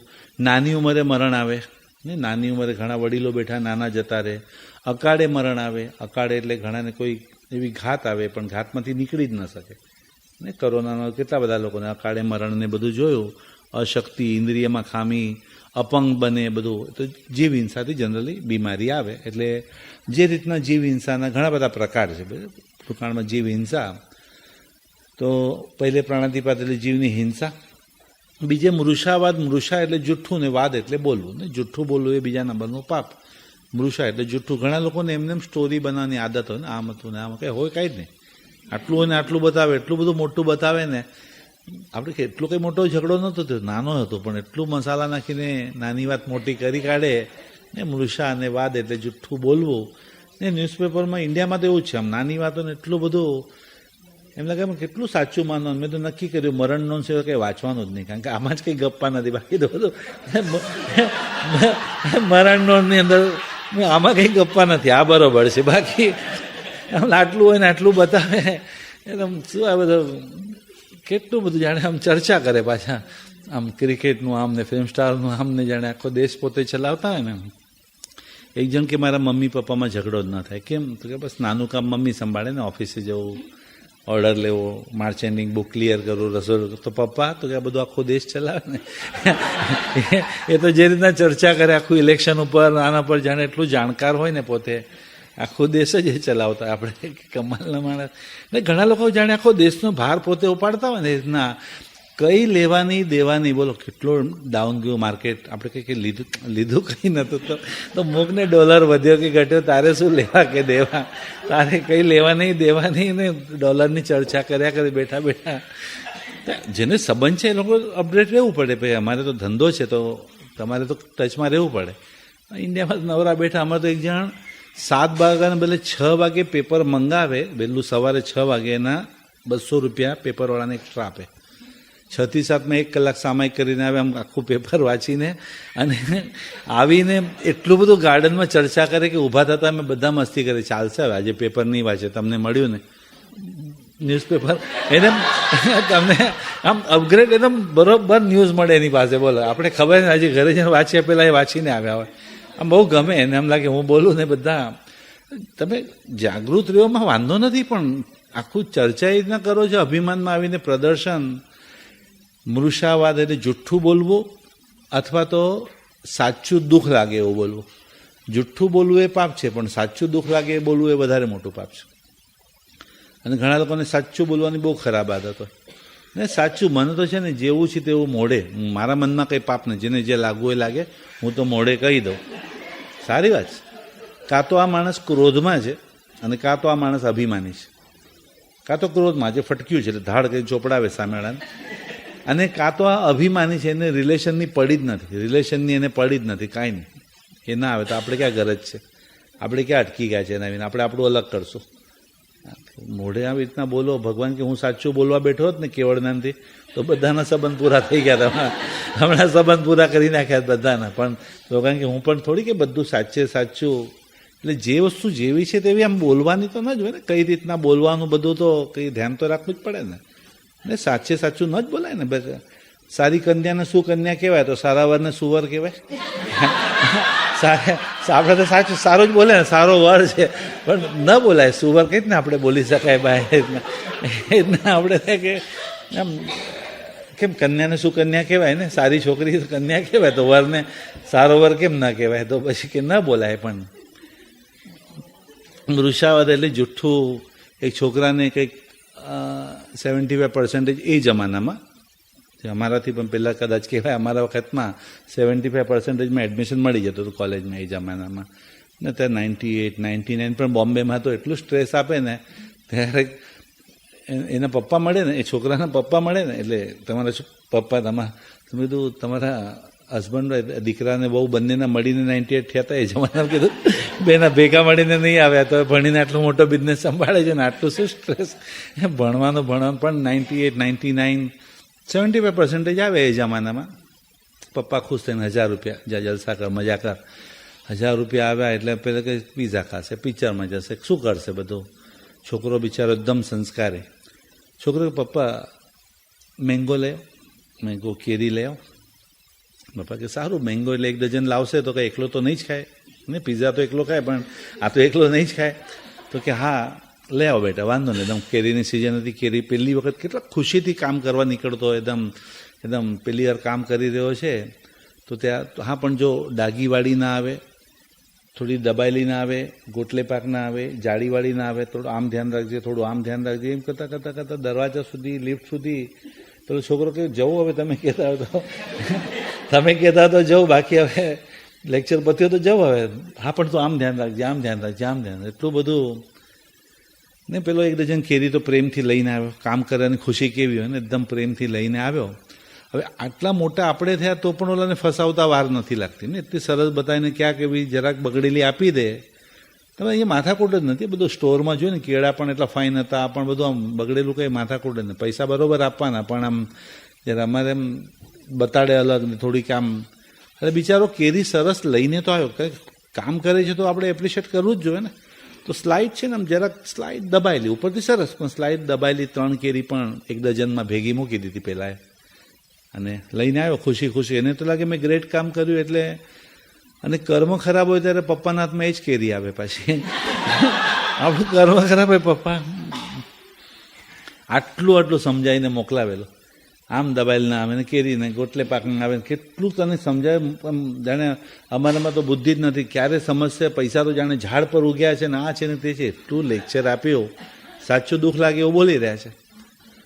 એટલે પેલા વિચાર આવે શું કરવું. કામ કર્યું એટલે ભૂલ થઈ, એટલે સાંભળવું પડ્યું. એટલે શું મેસેજ પહોંચાડ્યો, કામ કરીએ તો ભૂલ થાય, કામ જ નહીં કરવું એટલે ભૂલ જ ના થાય, એટલે સાંભળવું જ ના પડે. વડીલ છે એટલે સામે તો બોલાય નહીં, એટલે રૂમની અંદર જતા રહે ચૂપચાપ ને, સામે ન બોલાય અંદર જતો રહે બિચારો.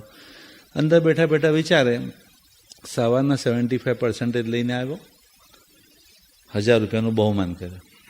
હમણાં 3 જ ખરાબ છે ને 9 તો સારી જ છે ને પાછી 75% હમણાં લઈને આવ્યો તો આટલું લેક્ચર આપી દીધું મને. એમના એક્સપેક્ટેશન પ્રમાણે થાય તો બહુમાન કરે, એમના એક્સપેક્ટેશન પ્રમાણે ન થાય તો આટલું લેક્ચર આપી દે. એને બદલે કદાચ ધર્મ કે જે ટાઈમે પપ્પાએ જુઠ્ઠું બોલવું એ પપ્પાનો ધર્મ છે કે બેટા આ તો કંઈ નથી, 3 જ ખરાબ છે, 9 તો સારી નીકળી. 9 તો અમે જ્યારે શરૂઆતમાં લેવા ગયા ત્યારે 1-2 માંડ સારી, બાકી તો બધી જ ખરાબ.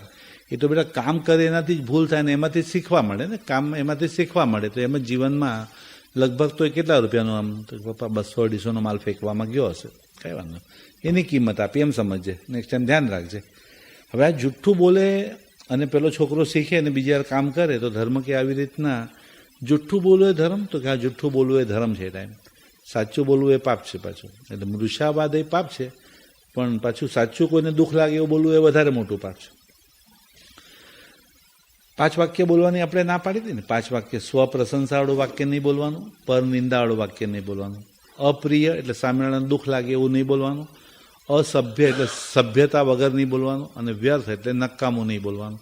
આ 5 વસ્તુ એટલે વચનનો દુરુપયોગ કહેવાય. અને જે વચનનો દુરુપયોગ કરે એ લોકો હાઈએસ્ટ એક ઇન્દ્રિયમાં જાય કે જીભ જ ન મળે. અને 84 લાખમાંથી 52 લાખ યોનિના જીવો તો એક ઇન્દ્રિય છે ને, એક જીભ વગરના જ છે. મૃષાવાદમાં શું લખે છે, આમાં તોતડા બને, મૂંગા બને ને એકદમ, એટલે તોતડું ખબર, તોતડું ઘણા લોકો તોતડું, મૂંગા હોય ઘણા લોકો એકદમ ડેફ એન્ડ ડમ છોકરાને બધું, એટલે મૂંગા હોય, બોબડા હોય. તો જો એમને આપણે સમજો મસ્તી વાત કરતા હોય ત્યારે એક અલગ વસ્તુ હોય કે એક જનરલ વાત કરતા, પણ જાણીને કોઈ ગ્રુપની અંદર એવું હોય ત્યારે આપણે તો એને જે દુઃખ લાગતું હોય તો કે એવું ધર્મ કે ના બોલાય તમારે. એને દુઃખ લાગે એવી રીતના તમે જાણીને બોલો તો એ ના ચાલે, કારણ કે એને દુઃખ લાગી રહ્યું છે. પણ જનરલ સમજો કે ક્યારેક કોઈક વાત થતું હોય તો બરોબર છે, એની અંદર તો ક્યારેક એકદમ મેસેજ આપવા માટે પણ સમજાવવું તો પડે ને, તોતડું કોને કહે અને મોંઘો કોને, બોબડું કોને કહે, સમજાવવું તો પડે ને એકદમ ત્યાં કને એકદમ. એક જણ કે હું તને તજ કહું, તને તજ કહું, આપણે કે તને તજ નહીં, તને તજ કહું એમ. એટલે કે આ કેમ ઇરિટેટ કરે, તને તો હંમેશા તજ કહેવાય ને. પછી એનો ભાઈ આવીને કે મારો ભાઈ છે ને થ નથી બોલી શકતો, એ થ બોલી નથી શકતો, એ કઈ જ ના કે તમને હું કે હું થ ને ત કહું, હું તને તજ કહું. તો આપણે કે તને થ કહેવા માંગતો હતો બિચારો, જે તોતલું બોલે, બોબડું બોલે ને, ઘણી વાર એકદમ તો અચકાઈને બોલે ને એકદમ, ત્યાં કને એકદમ પાછળ ખાડો છે, ખાડામાં પડી જાય પેલો તો, દાળ કરીને ખાડામાં નીચે પડતા. એટલે એ જે બધું વચન કેમ આ જીભનો પ્રોબ્લેમ થાય, તોતડા, મૂંગા, બોબડા. વચન લબ્ધિ એટલે આપણા બોલેલા શબ્દોનું વજન જ ના પડે, આપણે બોલીએ પણ વજન જ ના, અવિશ્વાસ, કોઈ વિશ્વાસ જ ન કરે, આ બધું. હવે અદત્તા દાન એટલે ચોરી. અદત્તા દાન એટલે આપેલું ને અદત્ત એટલે નહીં આપેલું. કોઈએ ના આપેલી મામૂલી વસ્તુ છે, મામૂલી વસ્તુ પૂછ્યા વિના લેવી એ ચોરી. પછી રસ્તામાં $1 નોટ જ મળી, ભલે આપણને $1 નોટ મળી, મારી નથી, ખબર નથી કોની છે, લઈને હું આરતીમાં મૂકી દઉં કે લઈને હું ભંડારમાં મૂકી દઉં. ધર્મ કે તમને ચોરીનું પાપ લાગે, તમે કેમ મૂક્યું, તમારા નથી, તમે કેમ અડ્યા, તમારું નથી, તમે નહીં અડવાનું. કદાચ કોઈ ગોતતું આવે તો એને મળી પણ જાતે એના પૈસા. કોઈ બોમ્બેમાં તો બિચારાને પગારે કપાઈએ, કોઈ સર્વન્ટ હોય તો $100 લઈ $500 શાક લેવા મોકલ્યા હોય, બસ હંમેશા પડી જ જાય છે. એ આપણું નથી, અડવાનું શું કામ આપણે? આદત શા આપણું નથી, ધર્મ કે અડવાનું નથી. અદત્તા દાન એટલે ઘણી બધી ચોરી. સમય આપ્યો હોય, સમયસર ન પહોંચવું એ પણ ચોરી. સમય આપ્યો હોય તમે ફ્રેન્ડને અને એ ટાઈમે ન પહોંચે, એક જણની 10 મિનિટ તો 10 જણાની 100 મિનિટ બગાડી ને, એટલે અદત્તા દાન એટલે ટાઈમ સર્વી કરે. તો ચોરીનું ફળ શું? દુર્ભાગ્ય. એટલે બિચારાનું 3 સાંધે ને 13 તૂટે. ઘણાનું ભાગ્ય જેવું ફૂટેલું કે જે કામ કરવા એમાં ઊંધું જ પડે હંમેશા આવું. બરાબર. પછી સમાજમાં નિંદાપાત્ર, બહુ મજૂરી કરવી પડે, એ બધાને સંઘર્ષ, સ્ટ્રગલ બહુ કરવું પડે, બહુ મહેનત કરે ત્યારે માંડ થોડું મળે. કે ગયા ભાવમાં આવું કંઈક લઈ લીધું છે, રાખી લીધું છે કોઈનું. કારણ કે પૈસો કાં તો હકનો છે, કાં તો હાઈનો છે, ને કાં તો હરામનો છે. ને હકનો પૈસો છે, મારા મહેનતનો છે તો મને જોવે હકનો છે. હાઈનો એટલે કોઈનો મજબૂરીનો ફાયદો ઉઠાવો, એની મજબૂરી છે ને એનો આપણે ફાયદો ઉઠાવીએ. અને હરામનો એટલે એમને જ ખાઈને બેસી જાય તો એ પછી ટકે નહીં ક્યારે પણ. ચોથે મૈથુન. મૈથુનનો અર્થ મારા સાહેબ સંપૂર્ણ બ્રહ્મચર્યનું પાલન કરે, મારા સાહેબ સંપૂર્ણ જન્મેલી બેબીનો પણ સ્પર્શ ન કરે. અને શ્રાવકને માટે મૈથુન એટલે પોતાની સ્વદારા સંતોષ, એટલે પોતાની એક પત્નીની મર્યાદામાં આવી અને પરાઈ બધી સ્ત્રીઓનો ત્યાગ કરે. કે ભાઈ હવે એક પત્ની વ્રતમાં આવે છે એટલે હવે પરાઈ બધી સ્ત્રીઓનો એને ત્યાગ કરે. એટલે મર્યાદા, અમુક જાતની મર્યાદા હોય ને, જે અમુક જાતની જે મર્યાદા હોય ને, આમ કહેવાય કે કઈ વસ્તુથી એકાંત, અંધકાર, અતિ પરિચય, અનુકૂળતા ને અતિ ઉદ્ભટ વેશ, આ પાંચ અથી દૂર રહે ને એકાંત. એકલા એકાંતમાં પણ તાકાત છે, ખરાબ ભાવ આવે. બહુ વધારે પડતું અંધારું હોય તો પણ ખરાબ ભાવ આવે. અતિ પરિચય ને, અતિ પરિચયના પણ કારણે ક્યારેક લપસી જતા વાર ના લાગે, ક્યારે ભૂલ થતા. અતિ અનુકૂળતા, પૈસાની જગ્યાની છૂટ હોય, ક્યાં કોણ જાય છે જ ખબર નહીં. અતિ ઉદ્ભટ વેશ એટલે એવા કપડાં કે જેથી ઇન્ડિયામાં તો અમારે એવી રીતના જ મળતા હતા. પહેલાં અમારા ધર્મપત્ની કે એટલે પેલા હાથ જોડે અને પેલી પણ હાથ જોડે ને પછી હાથ મિલાવાનો આવે ને. હવે તો એવું ગળે ભેળતા હોય એમ ખબર પડે આ એની વાઈફ છે કે એમ લાગે છોડ ભાઈ બીજાની પત્ની છે. આમ એરપોર્ટ પર જોયા જ કરતો હતો. બોલો, તે દિવસે એરપોર્ટમાં મેં તો મારા વાઈફને ના પડે તું ભાઈ સીધું જ ઉબરમાં સીધી ઘરે જા, પતી ગયું બસ, આપણે બાય બાય બસ. હવે પણ બેઠા બેઠા 2 કલાક ફરી હતો. મેં તો આ એની વાઈફ હશે કે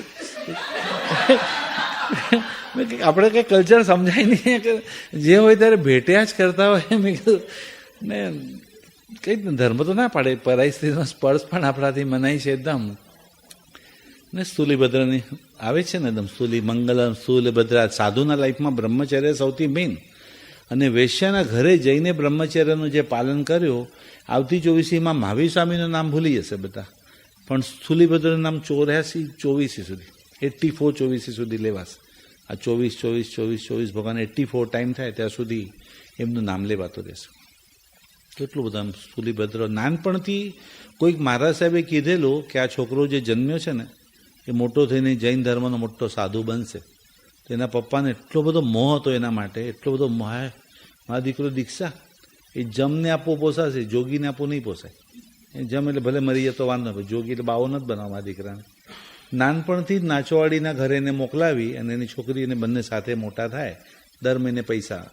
અને એ જ કોસા વેશ્યાના ઘરે જઈ ચોમાસું કરી અને બ્રહ્મચર્યનું જે પાલન કર્યું.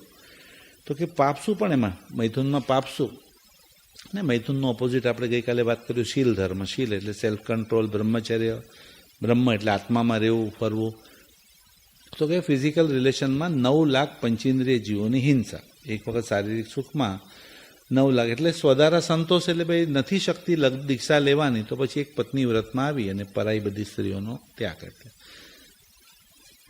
તમારા વખતમાં તો ચાંદલો હતો, પ્રથા. લગ્ન વખતે ચાંદલાની પ્રથા હતી તમારા કાળમાં. 101, 51 કે 501 હતા ને થોડા વર્ષો સુધી. કારણ કે લગ્ન કરવાનો અર્થ શું? આ એક પત્ની વ્રતમાં બંધાય છે એટલે એનું બહુમાન કરતા હતા. 101, 201 કે મેળ ન કંઈક ફરક ના પડે, પણ એક એનું બહુમાન હતું એ રીતના. અને હવે તો ચાંદલા પ્રથા જ બંધ કે ભાઈ તમે પરાણે બાંધી નહીં દો, કે ભાઈ જરૂરી નથી કે ભાઈ કંઈ એવી રીતના એક પત્ની વ્રત વગેરે કે એવું કંઈ. એટલે કાળ આખો બદલાઈ ગયો ને. તમે ચોથે મૈથુન એટલે મહારાજ સાહેબ તો સંપૂર્ણ. 5મે પરિગ્રહ. તમને પરિગ્રહ એટલે એક દેશ બીજા દેશ સાથે કેમ લડે છે? તો કે બધા પરિગ્રહ ને, પાવર જ જોઈએ બધાને પોતાને. કોઈ લડે ને બીજા લડાવ્યા કરે, બેઠા બેઠા શસ્ત્ર વેચ્યા કરે પોતાના. ને એકદમ મહાસત્તા બનવું હોય એટલે શું કરે? લડે ને બીજાને લડાવ્યા કરવાનું. એકદમ પરિગ્રહ એટલે પરિગ્રહના પાપ. પરી એટલે ચારે બાજુથી, ગ્રહ એટલે ગ્રહણ કરવું, ચારે બાજુથી ગ્રહણ કરવું. શ્રાવકને નહીં કમાવાનું એમ નથી કીધું, કમાવાનું, પણ કંઈક એની મર્યાદા તો કરવી જ પડશે. કમાવામાં અમુક ટકાની નક્કી કરી શકે, આટલા ટકાથી ઉપર નથી કમાવો, ચલો બીજાને કમાવાનો ચાન્સ રાખીએ. એ ભલે કમાતો, આપણે આટલું મળી જાય આપણને બસ થઈ ગયો. હવે પેલો ભલે કમાતો એ રીતના. પેલું નક્કી નથી એટલે વધારે પડતું આપણે લઈ લેવું ને પેલાને ઓછું. ને વસ્તુઓનો સંગ્રહ, વ્યક્તિઓનો સંગ્રહ અને વિચારોનો સંગ્રહ. વસ્તુ પણ પરિગ્રહ, વ્યક્તિ પણ પરિગ્રહ અને વિચારોનો પણ પરિગ્રહ. વસ્તુઓનો પણ હોય ને, વ્યક્તિનો પણ 2 નોકર, 3 નોકર, 4 નોકર, બધા એકદમ સ્ટાફ હાથે. વ્યક્તિઓનો પણ પરિગ્રહ અને વિચારોનો. વર્ષો પહેલાં આણે મને આમ કીધેલું, આણે મને તેમ કીધું ને બધું. એ વિચારોનો પણ પરિગ્રહ હોય ને. ગાથા યાદ ના રહે ને આ બધું યાદ રહે. આપણે તો લોગસ નથી આવડતું, બધું આ બધું યાદ રહે, જૂનું. પરિગ્રહ એટલે બધું ભેગું કરવું. અહીંયા 5મા નંબરમાં પરિગ્રહની અંદર આ એક જ પાપ એવું છે જે વારસામાં આવે ને. વારસો એટલે પાછળના પણ વારસામાં તો એ લોકો ભોગવવાના જ ને બધું, ગાડીને, ફ્લેટને, પૈસાને, દાગીને બધું. બીજું કદાચ આપણામાં હોય, બાળકોમાં ન પણ હોય. મને કદાચ મારામાં ગુસ્સો હોય, મારા છોકરામાં ન પણ હું કદાચ અભિમાની હોય, નવી જનરેશનને ગમતું જ ન હોય કે ભાઈ કર્યું તો કર્યું, એમાં બધાને કે શું કરવાનું. કદાચ આપણે ક્રોધ, માન, માયા, લોભ આપણામાં હોય, બાળકોમાં ન પણ હોય, પણ પરિગ્રહ તો પાછળ આવવાનું જ ને, એ લોકોને આવવાનું જ. એટલે પહેલા 5 પાપ છે એ બાહ્ય પાપ છે, બાહ્ય પાપ છે. હવે આની અંદરથી કોઈને કંઈ ક્વેશ્ચન પૂછવા હોય તો પહેલાં પૂછી લો મને, પછી આગળ આપણે વધીએ. આમાંથી કોઈ 1 થી 5 પાપની અંદર કોઈને કંઈ ક્વેશ્ચન હોય તો. એટલે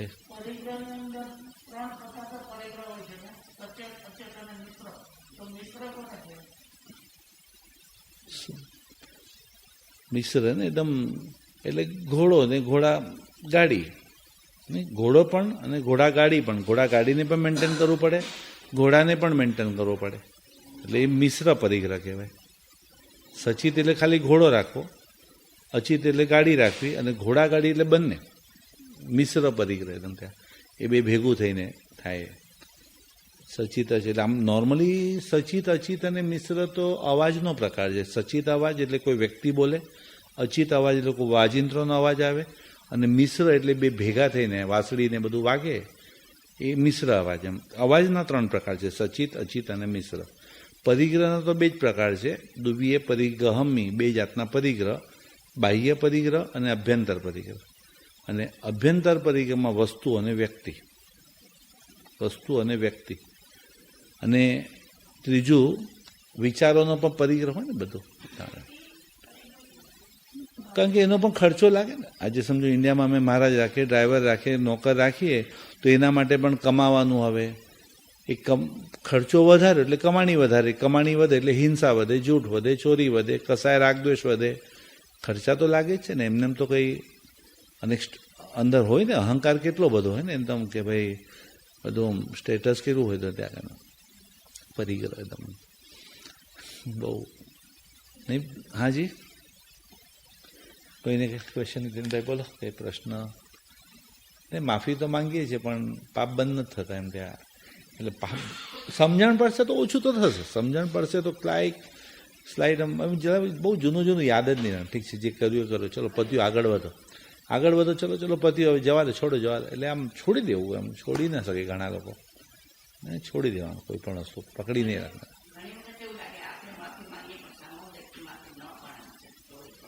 હા, એ આપણા માફીમાં ક્યાંક કચાશ છે એટલા માટે. આજે મેં બરોબર ભાવથી માફી માંગ્યો તો ચંદ્રકૌશિક સાપ જેવો સાપ સુધરે તો આ માણસ કેમ નહીં? તો કે મારા માફીમાં ક્યાંક હજી અહંકાર છે એમ વિચારો, કાં તો મારા માફીમાં હજી જોવે એવી નમ્રતા નથી, અહંકાર છે. બરાબર? અને જો 100% આપું તો ચોક્કસ સામેવાળો માણસ બદલાય છે. એ નથી કરતો એનો અર્થ મારા મીઠામ ટુકડામાં હજી ક્યાંક કચાશ છે, હજી કંઈક કમી છે, હજી પણ ચેન્જ થાય જ. અને સામેવાળો માફ નહીં કરે ત્યાં સુધી માફી મળશે પણ નહીં. કારણ કે આમાં તો ખામેમી સર્વજીવે નહીં ચાલે.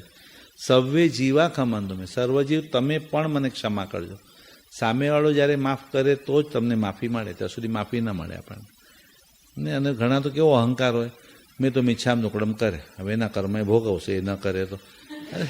અરે એના કર્મ, એક બાજુ માફી માંગે છે અને એક બાજુ એના કર્મે ભોગવશે. આ કઈ રીત છે બોલવાની? કઈ ને આ તો કંઈ. અથવા તો ઘણા આપણા ઘરે આવે ને, જો આપણે કેવા ઘર જેવા સંબંધ હતા, તે દિવસે તમે જો આવું ન બોલે હાર, પછી ચાલો હવે જે થઈ ગયું તે બોલે. માફી માંગવા કે સંભળાવે પાછો ભાઈ તો.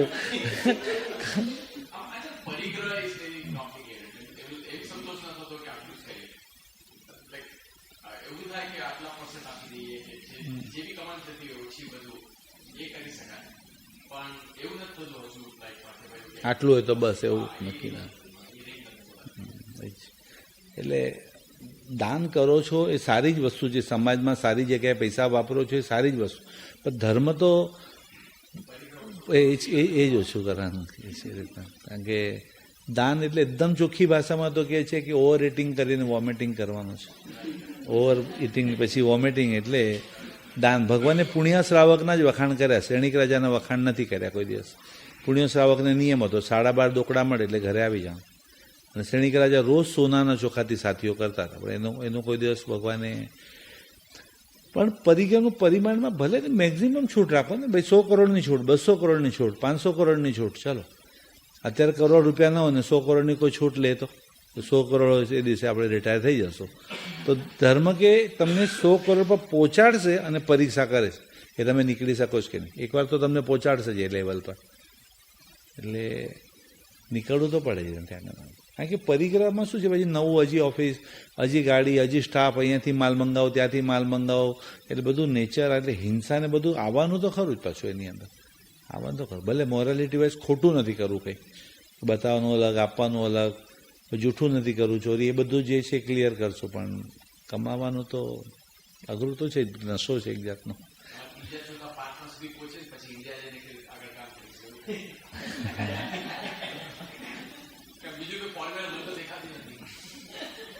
પણ થયું હશે ને, તમે તો અહીંયા પણ છોડનારા હશે ને એવા, આટલી કમાણી થાય એટલે બસ છોડી દીધું હશે ઘણા ને, બધા મોટા માણસો એ રીતના. બાકી વિતરાગ સ્તોત્ર નામના ગ્રંથમાં તો લખ્યું છે કે માછીમારને કોઈ દિવસ પરફ્યુમ નહીં છાંટવાનું. માછીમારે ને પરફ્યુમ એટલી ગંદી વાસ મારતી, કોને ખબર શું છાંટ્યું, એટલે એને આમ દુર્ગંધમાં રહેવાની એટલી બધી આદત પડી ગઈ હોય ને, દોડવાની આદત, એને ફાવે જ નહીં, શાંતિ જ ન ફાવે, એ વ્યક્તિને શાંતિ ફાવી જ ન શકે. એટલું બધું થાકી જાય ને મગજ, પછી થોડોક ટાઈમ માટે વિપશ્યના કરવું, ધ્યાન કરવું, આ કરવું, એટલે આમ થાકી જાય ક્યારેક એ રીતનું. એક માણસને પૂછ્યું તને જીવનમાં શું ગમે, શું? આપણે છે ને બસ આરામ, એકદમ આમ શાંતિથી આરામથી જિંદગી જાય, એટલે આપણા લાઈફમાં આરામ ગમે. તો કે પાક્કું આરામ ગમે? તો આરામ હોય તો કેમ બધાને જ ગમે ને, આરામ કોને ને ગમે? તો કે તને આરામ ગમે કે ઓફિસ ગમે? તો કે ના આરામ ગમે, પણ એટલે આરામ ગમે બરાબર છે, પણ ઓફિસ તો ગમે ને. નહીં, આરામ ગમે જ કે ઓફિસ ગમે નક્કી કરતો. હમણાં કહેતો હતો તો કે તો પછી મને ઓફિસ વધારે ગમે. હમણાં આરામ ગમતો હતો પણ ઓફિસ વધારે ગમે છે કે. તો કે ઓફિસ ગમે છે? તો કે પણ એ ઓફિસના કામ માટે કરીને આરામ છોડવો પડે, તો રવિવારે દોડવું, ચાલુ દિવસે ક્યારે પણ અડધી રાતે, એટલે આરામ કરતાં ઓફિસ વધારે ગમે. તો કે તને ઓફિસ ગમે છે કે પૈસા ગમે છે? અરે પણ ઓફિસ પૈસા માટે? તો કે એવું નથી, મોટી ઓફિસમાં પણ એટલી કમાણી ન હોય, અને ક્યારેક નાની ઓફિસમાં પણ વધારે મોટી કમાણી હોય. ઓફિસ ગમે છે કે પૈસા ગમે છે? બેમાંથી નક્કી કર. તો પછી મને પૈસા વધારે ગમે છે ઓફિસ કરતાં. મને લાઈફમાં એમ લાગે પૈસા જો બનતા હોય, એકદમ સારા પર્સન્ટેજ છૂટતા હોય, તો પૈસા વધારે ગમે છે મને. ઓફિસ કરતાં પૈસા વધારે ગમે છે. પૈસા હોય તો આમ શાંતિથી જીવાય. તો કે પાક્કું પૈસામાં છે? તો કે આ પૈસા હોય તો શાંતિથી જીવાય. તો કે તને પૈસો ગમે છે, અને ઘરેથી ફોન આવે કે સાયકલ ચલાવતા ચલાવતા કદાચ છોકરો પડી ગયો છે, અને કદાચ ફ્રેક્ચર હોય એવું લાગે છે, હાથમાં ફ્રેક્ચર હોય એવું લાગે, આમ બધું ઓફિસમાં કામ પડતું મૂકીને ગાડી જે દોડાવીએ, ફટાફટ તું હોસ્પિટલ પહોંચ, હું પણ આવું છું ત્યાં કને. ડૉક્ટર સાહેબ આપણે પૈસાની કોઈ પડી નથી, આપણે પૈસાની કોઈ ચિંતા નથી, પૈસા પાણી જેમ ખર્ચી નાખશું, પૈસાને શું છે, બધું ઠીક છે. તમે કહેતો તો એકદમ આના કરતાં પણ મોટી જગ્યાએ, કોઈ જગ્યાએ અબ્રોડ કાંઈક પણ લઈ જાય ટ્રીટમેન્ટ. તો કે હમણાં તો કહેતો પૈસા ગમે છે? તો કે આ પૈસા ગમે, પણ પૈસા કરતાં તો બાળક જ વધારે ગમે ને, કે પુત્ર જ. એ લોકો તો કે ના પૈસા ગમે છે કે પુત્ર ગમે છે? હમણાં તો કહેતા હતા પૈસા ગમે. તો કે ના, તો પછી મને પુત્ર વધારે ગમે છે. તો કે હા, પછી એ લોકો આમ ખુશ હોય એટલે બસ.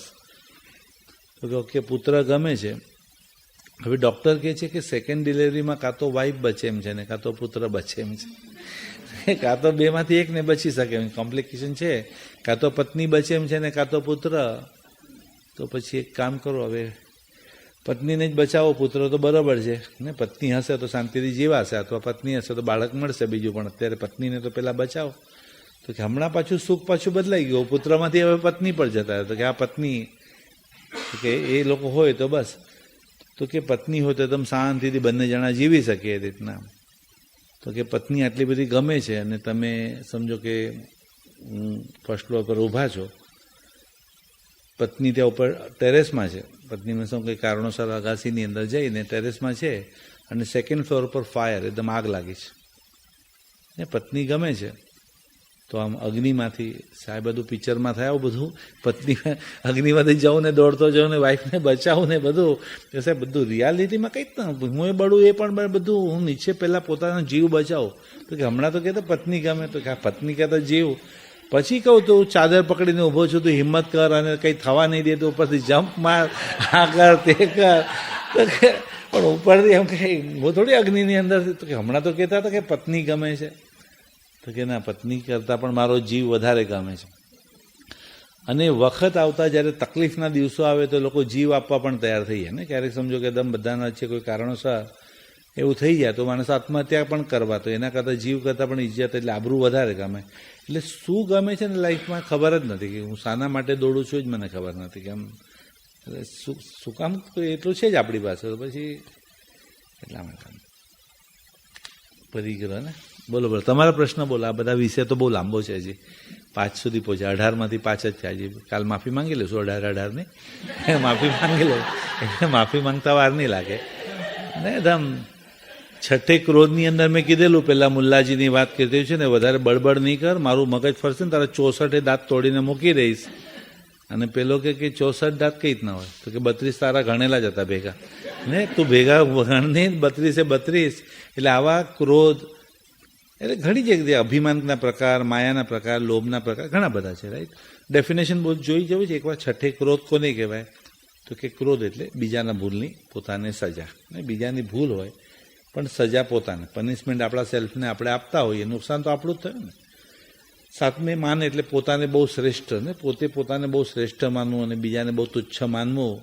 આઈ am something, I always something, હું જ કંઈક છું ને. એકદમ પહેલાં હું બહુ બોલતો આઈ ઓલવેઝ કેપિટલ, પણ પછી આઈફોન બધા ચૂપ થઈ ગયો. મને કે આઈમાં કેપિટલ નથી સર, મને કે આઈ ઓલવેઝ કેપિટલ, મને કે આમાં આઈફોનમાં તો આઈ કેપિટલમાં નથી. ખબર નહીં કંઈ, પણ નોર્મલી આઈ ને, આઈ એટલે આઈ એમ સમથિંગ.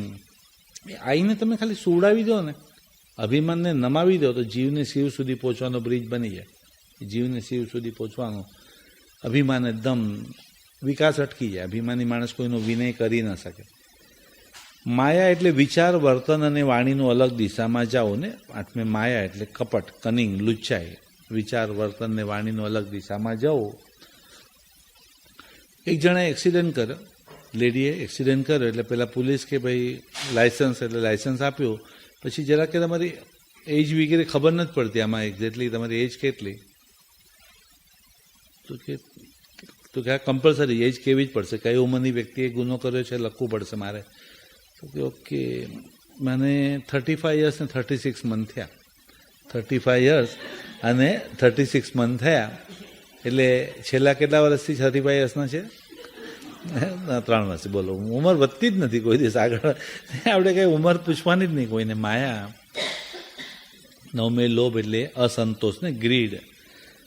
સારા ઘરના લોકોના લાઈફમાં કઈ વસ્તુનો લોભ હોય? સારા ઘરના લોકો છો, સારી, તો કે ફરિયાદ જે કરવી ને એ લોભમાં આવે. ફરિયાદ, કમ્પ્લેન, ફરિયાદ જે કરો એ લોભનો પ્રકાર છે. કોઈનો પ્રેમ ઓછો નથી, તમારી અપેક્ષા જ બહુ વધારે છે ને. દરેક આપણને પ્રેમ આપવા જ માંગે, ભાઈ આપે એના કરતાં વધારે જોતું હોય. અસંતોષ એ લોભનો પ્રકાર. 10મે રાગ એટલે મોહ, અટેચમેન્ટ ને, લાઇકિંગ, એમ આ જ કલર ગમે, આ જ કલર, આ જ ભાવે મને. 10મે રાગ એટલે મોહ. 11મે દ્વેષ એટલે ડિસલાઇકિંગ, તિરસ્કાર, હેટ્રેટ એકદમ. 12મે કલહ એટલે ઝઘડા. હવે 1 થી 5 પાપ હતા એ બાહ્ય પાપ હતા ને, બાહ્ય પાપ હતા, બધાને દેખાય. 6 થી 11 સુધીના કોઈને ન દેખાય, પણ અંદર ને અંદર હોય શકે ને. છઠ્ઠે ક્રોધ, 7મે માન, 8મે માયા, 9મે લોભ, 10મે રાગ, 11 કોઈને ખબર નહીં, પણ અંદર ને અંદર હોઈ શકે ને. ગુસ્સો કંઈ તમે કરો તો જ ગુસ્સો એવું કંઈ નથી, એમને અંદર પણ હોઈ શકે ને. હવે 12 થી 17 સુધીના પાપ વ્યવહારિક આવશે. વ્યવહારિક. 12મે કલહ એટલે ઝઘડા ને. 12મે જે કલહ હોય ને, ઝઘડા એકદમ, ઝઘડા તો ખબર ને અહીંયા થાય કે નહીં. ઇન્ડિયામાં તો અમારે આમ પહેલા વર્ષે ચંદ્રમુખી હોય, પછી સૂર્યમુખી ને પછી જ્વાલામુખી થઈ જાય. આપણે કે મારું આ થયું શું ભાઈ, આટલું બધું કંઈ ખબર જ ન પડે. ઇન્ડિયા અહીંયા તો ભાઈ સીધું કોર્ટ કરી કેસ થઈ જાય. અહીંયા તો કંઈ બોલાય પણ તોય ડર લાગે અમને તો, કે સર આવા એક્ઝામ્પલ નહીં આપવાના. મને ઠીક છે, નહીં આપો બસ. એકદમ પહેલા વર્ષે પતિ બોલે પત્ની સાંભળે, બીજા વર્ષે પત્ની બોલે ને પતિ સાંભળે, ત્રીજા વર્ષે બંને બોલે ને આજુબાજુવાળા સાંભળે. આપણે આ જે ઝઘડા જે કહેવાય ને, એ ઝઘડા છે ને ભાઈ. 12મે કલહ એટલે ઝઘડા. 13મે અભ્યાખ્યાન એટલે આરોપ, બ્લેમ ને. આરોપ એટલે કોઈના પર આક્ષેપ ને. આક્ષેપ મૂકે, મેં મારી સગી આંખે. સગી આંખે એટલે આમ એવું આરોપ, આમ સગી આંખે ભાષા કેવી આવે, સગી આંખે એટલે શું ભાઈ ને. એકદમ અમુક આંખ તો સગી જ હોય ને એકદમ. હું મારી વાઈફને એમ કહું મારી સગી પત્ની છે એમ. સગી બધી સગી જ હોય ને, કઈ હોય કે થોડી કઈ રીતના સગી, અમે મારા સગી આંખે જોયું છે એમ. આપણે એનો ભાઈ હોઈ શકે, એનો ફ્રેન્ડ હોઈ શકે, તમને ખબર નથી. મેં કોઈક સાથે જોઈ લે એમની છોકરીને, અરે પણ તમે આંખોથી જો, પણ તમને થોડી ખબર છે કોણ છે. અભ્યાખ્યાન એટલે બ્લેમ, કોઈની સગાઈ લગ્નની વાત ચાલતી આખી વાત ઉડી જાય ક્યારેક આખી. અથવા કોઈ જનરલ સ્ટેટમેન્ટ આપે ને અભ્યાખ્યાનમાં આવે. જનરલ આજકાલ તો બધા મારા સાહેબ પૈસા, પણ બધા કેમ બોલો તમે? બધા નથી એવા, અમુક લોકો એવા હશે કદાચ, પણ બધા થોડી એવું કરે. અભ્યાખ્યાન એટલે સારું. 14 પૈસુન્ય એટલે ચાડી અને ચુગલી. ચાડી અને ચુગલી એટલે ચાડી એટલે કોઈનું સિક્રેટ કોઈને કહી દેવું. ઘણા લોકોને એમ નારદને 14 કાંડી લગાડવાનું ને, કાંડી એટલે 14 કાંડી લગાડવી બહુ ગમે, મજા આવે. એટલે 14 પૈસુન્ય એટલે ચાડી, અને પછી ચુગલી એટલે આનું આને ઝઘડા કરાવે, આનું આને બહુ બનતું હોય તો બેને અંદર અંદર ઝઘડા કરાવે એકદમ ત્યાં. 14 પૈસુન્યનું પાપ એટલે ચાડી અને ચુગલી. કોઈનું સિક્રેટ આપણને ખબર હોય તો આપણે બીજાને ન કહેવું જોઈએ ને, આપણને એકદમ. પાછું કે જાહેરમાં કહું છું તમે ખાનગી રાખજો, તમે એમ જાહેરમાં તમે કોઈને કહેતા નહીં. આવું સાંભળ્યું છે જસ્ટ, બોલો કે મને પણ આમ જ કીધું, બોલો કોઈને કહેતા નહીં કે બધાને કીધા કરે પાછા. ચાડી ચુગલી, ચાડી અને ચુગલી એટલે ગુજરાતીમાં શું કહેવાય? 14મા નંબરના પાપને શું કહેવાય ગુજરાતી પ્યોર એકદમ કાઠિયાવાડી ભાષામાં? 14 છે. 14 છે. આખો દાડો ગામની 14 ને 14 બોલે ને બા ને, 14 છે. આખો દાડો બધાની પંચાયત કર્યા કરે, પોતાનું સંભાળ નહીં ભાઈ, બીજાના ઘરમાં. 14મા નંબરનું પાપ કરે એટલે 14 કહેવાય. 14 પૈશુન્ય. પછી 15 રતિ અરતિ. રતિ એટલે સુખમાં સુખી, એટલે સ્થાનકવાસી દેવાસીમાં ફરક છે, પરપરિવાદ અને પછી એ લોકોને 16મો પરપરિવાદ એટલે 15 આવે આપણે, એટલે એના પછીનું 15 રતિ ને અરતિ એટલે સુખમાં સુખી. અને પેલું પરપરિવાદ એટલે નિંદા, ને પરપરિવાદ એટલે નિંદા, એટલે જે વ્યક્તિ હાજર ન હોય એની ચર્ચા કરવી. આટલી બાધા લઈ લો કે જે બેસ્ટ ફ્રેન્ડને તમે ગાડી નીચે ઉતારો, બીજા 3 જણા ભેગા મળીને એની વાત નહીં કરવાની. 4 જણ ફરવા ગયા હતા, એની વાત નહીં કરવાની. નીચે ઉતારે એટલી જ વાર હોય, અને ત્રણેયની વાતો કરે પછી ખબર છે મને ઉતારે એટલી જ વાર છે. આ બે ભેગા થઈ મારી જ વાતો કરવાના છે, મારી જ વાત એમ. એટલે દુર્ગંધી, આ દુર્ગંધ ઉછાળે દુર્ગંધી શરીર મળે. વાંદા, વીછી, ગરોળી, દેડકા, અળસિયા, ઘુવડ, નાગ, કાગડા, ચિત્રી ચડેવાળું બધા પરપરિવાદ. પછી નિંદા કરનારની પણ નિંદા ન કરાય ને આપણે. કોઈ એમ લાગે આખો દાડો ભેગા મળીને નિંદા જ કરતા હોય, આપણને નિંદા જ કહેવાય ને. પણ એ પણ બોલે. 17 માયા અને મૃષાદ એટલે બરોબર એને વિશ્વાસમાં લેવાનો. માયા વિશ્વાસમાં લઈ અને પછી એને બરોબર ફસાવાનો, માયા અને મૃષાવાદ. અને સૌથી છેલ્લું આવ્યું 18 મિથ્યાત્વ. એટલે મિથ્યાત્વ એટલે શું? તો કે કોઈ પણ ભૂલ પણ એને કબૂલ ન કરો, જે ખોટું છે પણ એને ખોટું જ ન માનવું. એટલે શું થાય? 24/7 પાપ લાગે. પેલું તમે કરો ત્યારે જ લાગે, પણ ન માનો તો. એટલે પહેલા 5 પાપ છે બાહ્ય છે, 6 થી અભ્યંતર સુધી છે, અભ્યંતર છે, ઇન્ટરનલ છે. 12 થી 17 સુધીના પાપ છે એ વ્યવહારિક પાપ છે. વ્યવહાર હોય તો અહીંયા કેમ ઓછું છે આ બધા પાપ, નિંદા ને બધા? કે વ્યવહાર જ ઓછો છે, વ્યવહાર જ ઓછો છે એટલે આ બધા પાપો અહીંયા ઓછા જ પ્રમાણ નથી. એવું નથી. એટલે વોટ્સઅપથી કરો છો એમ નિંદા ને બધું? અમને 4 મળે ચોટલા ઇન્ડિયામાં જ હશે એવું, અહીંયા ભાગી કોઈના તો શું. અને 18મું મિથ્યાત્વ શલ્ય એટલે કોઈ પણ ભૂલ. એટલે 18મી મિથ્યાત્વ એ આધ્યાત્મિક પાપ કહેવાય. અંદરની માન્યતા, રોંગ માન્યતા હોય એટલે તમને 24 કલાક લાગે ને. 18 પાપસ્થાનકમાં પછી હા મિથ્યાત્વ એટલે બધું સંસારના સુખ માટે ધર્મ કરવું, સંસારના સુખ માટે કુદેવ કુરુકુ ધર્મને માનવા, એ બધું મિથ્યાત્વ. 12 થી 17 વ્યવહારિક હતું. 18મું માન્ય અંદરનું. એટલે કુદેવ કુગુરુ કુધર્મને સાચા માનવા, સુદેવ સુગુરુ સુધર્મને ખોટા માનવા. મિથ્યાત્વ એટલે ખોટી વસ્તુ હોય, સંસાર વધારવાનારો જે ધર્મ બતાવે એ બધા કુગુરુને માનવા. સાચા ગુરુ ગોતવા તો પડે જ. સાચા ગુરુ કઈ જ ના ખબર પડે આ ગુરુ સાચા છે કે નહીં? તો કે જેને તમારા આત્માની ચિંતા હોય, તમારા આત્માની ચિંતા હોય શું ગુરુ સમજવાનું. જેને આપણા આત્માની ચિંતા હોય, એકદમ આત્મા, બીજું બધું તો ઠીક છે, ધંધા પાણી તો બધા કરશે, એ બધું ચાલે. તમારા આત્માની જેને ચિંતા હોય, શું આમ શું શાનું કામકાજ છે પૂછતા હોય તો એ તો સમજવાનું કે ભાઈ, અને શું આરાધના કરો છો એ પૂછતા હોય તો બેના સાચા ગુરુ ગોતવા તો પડે જ તમારે. હા જી.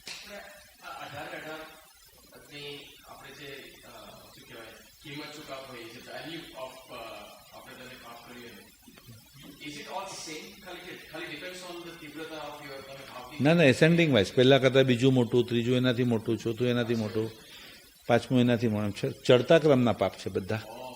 એટલે ખાવું પીવું ને બધું પહેલા નંબરમાં જ આવે, નાનું પાપ. બીજા મૃષાવતી, અદત્તાદાન. તો આપણે કે મર્ડર કરતાં ચોરી કઈ રીતના મોટું હોય? કોઈનું મર્ડર કરવું તો કે મર્ડરમાં એક જ વાર મારવાનું છે ને. ચોરીમાં તો ક્ષણે ક્ષણે મરવા જેવી હાલત થઈ જાય એની. આનું પેમેન્ટ ક્યાંથી આપીશ, આનું પેમેન્ટ ક્યાંથી આપીશ, નોકર રખાતું નથી, છોકરા સાંભળતા નથી, પૈસા નથી, એટલે આના કરતાં હું પોઈઝન લઈ લઉં, મારા આખા ઘરને પોઈઝન આપી દઉં, છૂટીએ બધાને. કારણ કે એવી ઇજ્જત જતી રહે છે બધાના. એટલે ચોરીનું પાપ એ મર્ડર કરતાં મોટું, કારણ કે પેલામાં એકને જ મારો છો, આમાં આખા પરિવારને મારો છો, આખા પરિવારને મારો છો. હા, મિથ્યાત્વ એટલે પર પદાર્થમાં સુખ. પર તમને સુખ વસ્તુ કે વ્યક્તિમાંથી મળશે એ તમારી માન્યતા, એ મિથ્યા. સુખ તમારા અંદર જ છે, એને બદલે આપણે બહારથી ગોતવાની જે કોશિશ. જેમ કોઈ એક સ્ટે ડોગ એટલે રસ્તાનો ડોગ હોય, એને જ્યાં હાડકું પડ્યું છે ત્યાં કને કોઈનું હાડકું પડ્યું છે એટલું બધું બાઇટ કરે, એટલું બાઇટ કરે, અને પછી જે લોહી નીકળે એને લાગે હાડકામાંથી લોહી નીકળ્યું છે પોતાના મોઢામાંથી જ, પણ એને લાગે એમાંથી, એમ આપણને લાગે મને આમાંથી સુખ મળશે, આમાંથી સુખ મળશે. એ મિથ્યાત્વ છે. એને મેળવવું, એને મેળવવાની કોશિશ કરવી, એના માટે જે પણ ધર્મ કરવો, સંસારના સુખ માટે ધર્મ કરવો, એ બધું મિથ્યાત્વ. ધર્મ કરો અને સંસારનું સુખ મળે અલગ વાત છે. ધર્મ કરો, સંસારનું સુખ મળે, પણ સંસારના સુખ માટે ધર્મ એ મિથ્યાત્વ. અથવા સંસારમાંથી સુખ મળશે એ માન્યતા, એ મિથ્યાત્વ. સંસારમાંથી સુખ મળશે એટલે એ બીજા ધર્મોમાં એટલા માટે કે ત્યાં બધું સંસારના સુખ માટે જ ધર્મ બતાવે ને. ત્યાં સંસાર સોમવારે આ કરો, મંગળવારે આ કરો, આને માનવાથી આ મળે, સોમવારે આ, મંગળવારે, એ બધું અલગ અલગ જે હોય એ સંસારના સુખ માટે જ વધારે આવે ત્યાં આગળ. હા, કારણ કે સંસારના સુખ માટે બીજો ધર્મ છે માટે નહીં, સંસારના સુખ માટે. પછી એ સંસારના સુખ માટે બીજો ધર્મ કરો કે તમારા જૈન ધર્મનું તમે ધર્મ કરો, બંનેમાં સેમ પાપ લાગે. સંસારના સુખ માટે હું મણિભદ્રવીર પાસે જાઉં, પદ્માવતી માતા પાસે જાઉં, નાકોડા ભૈરવ પાસે જાઉં, કે બધું દોરા ધાગા રક્ષા પોટલી જો સંસારના સુખ માટે કરતો તો બધું મિથ્યા.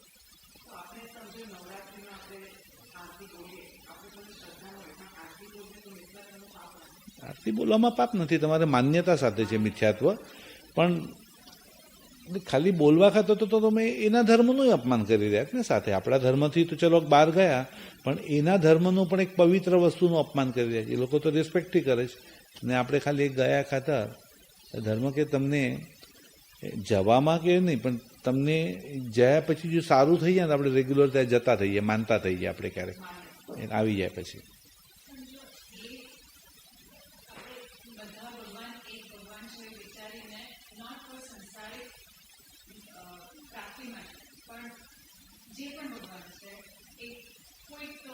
પવિત્ર તત્વ છે,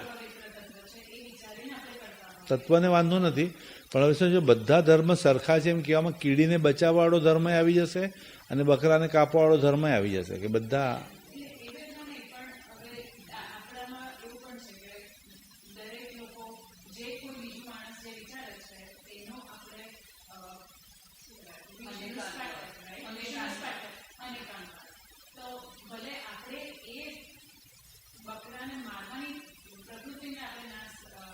એટલે એનો ગુણ લેવામાં વાંધો નથી. જેમ સમજો કે વૈષ્ણવની ભક્તિ લો તો વાંધો નથી, શીખવા જેવી છે.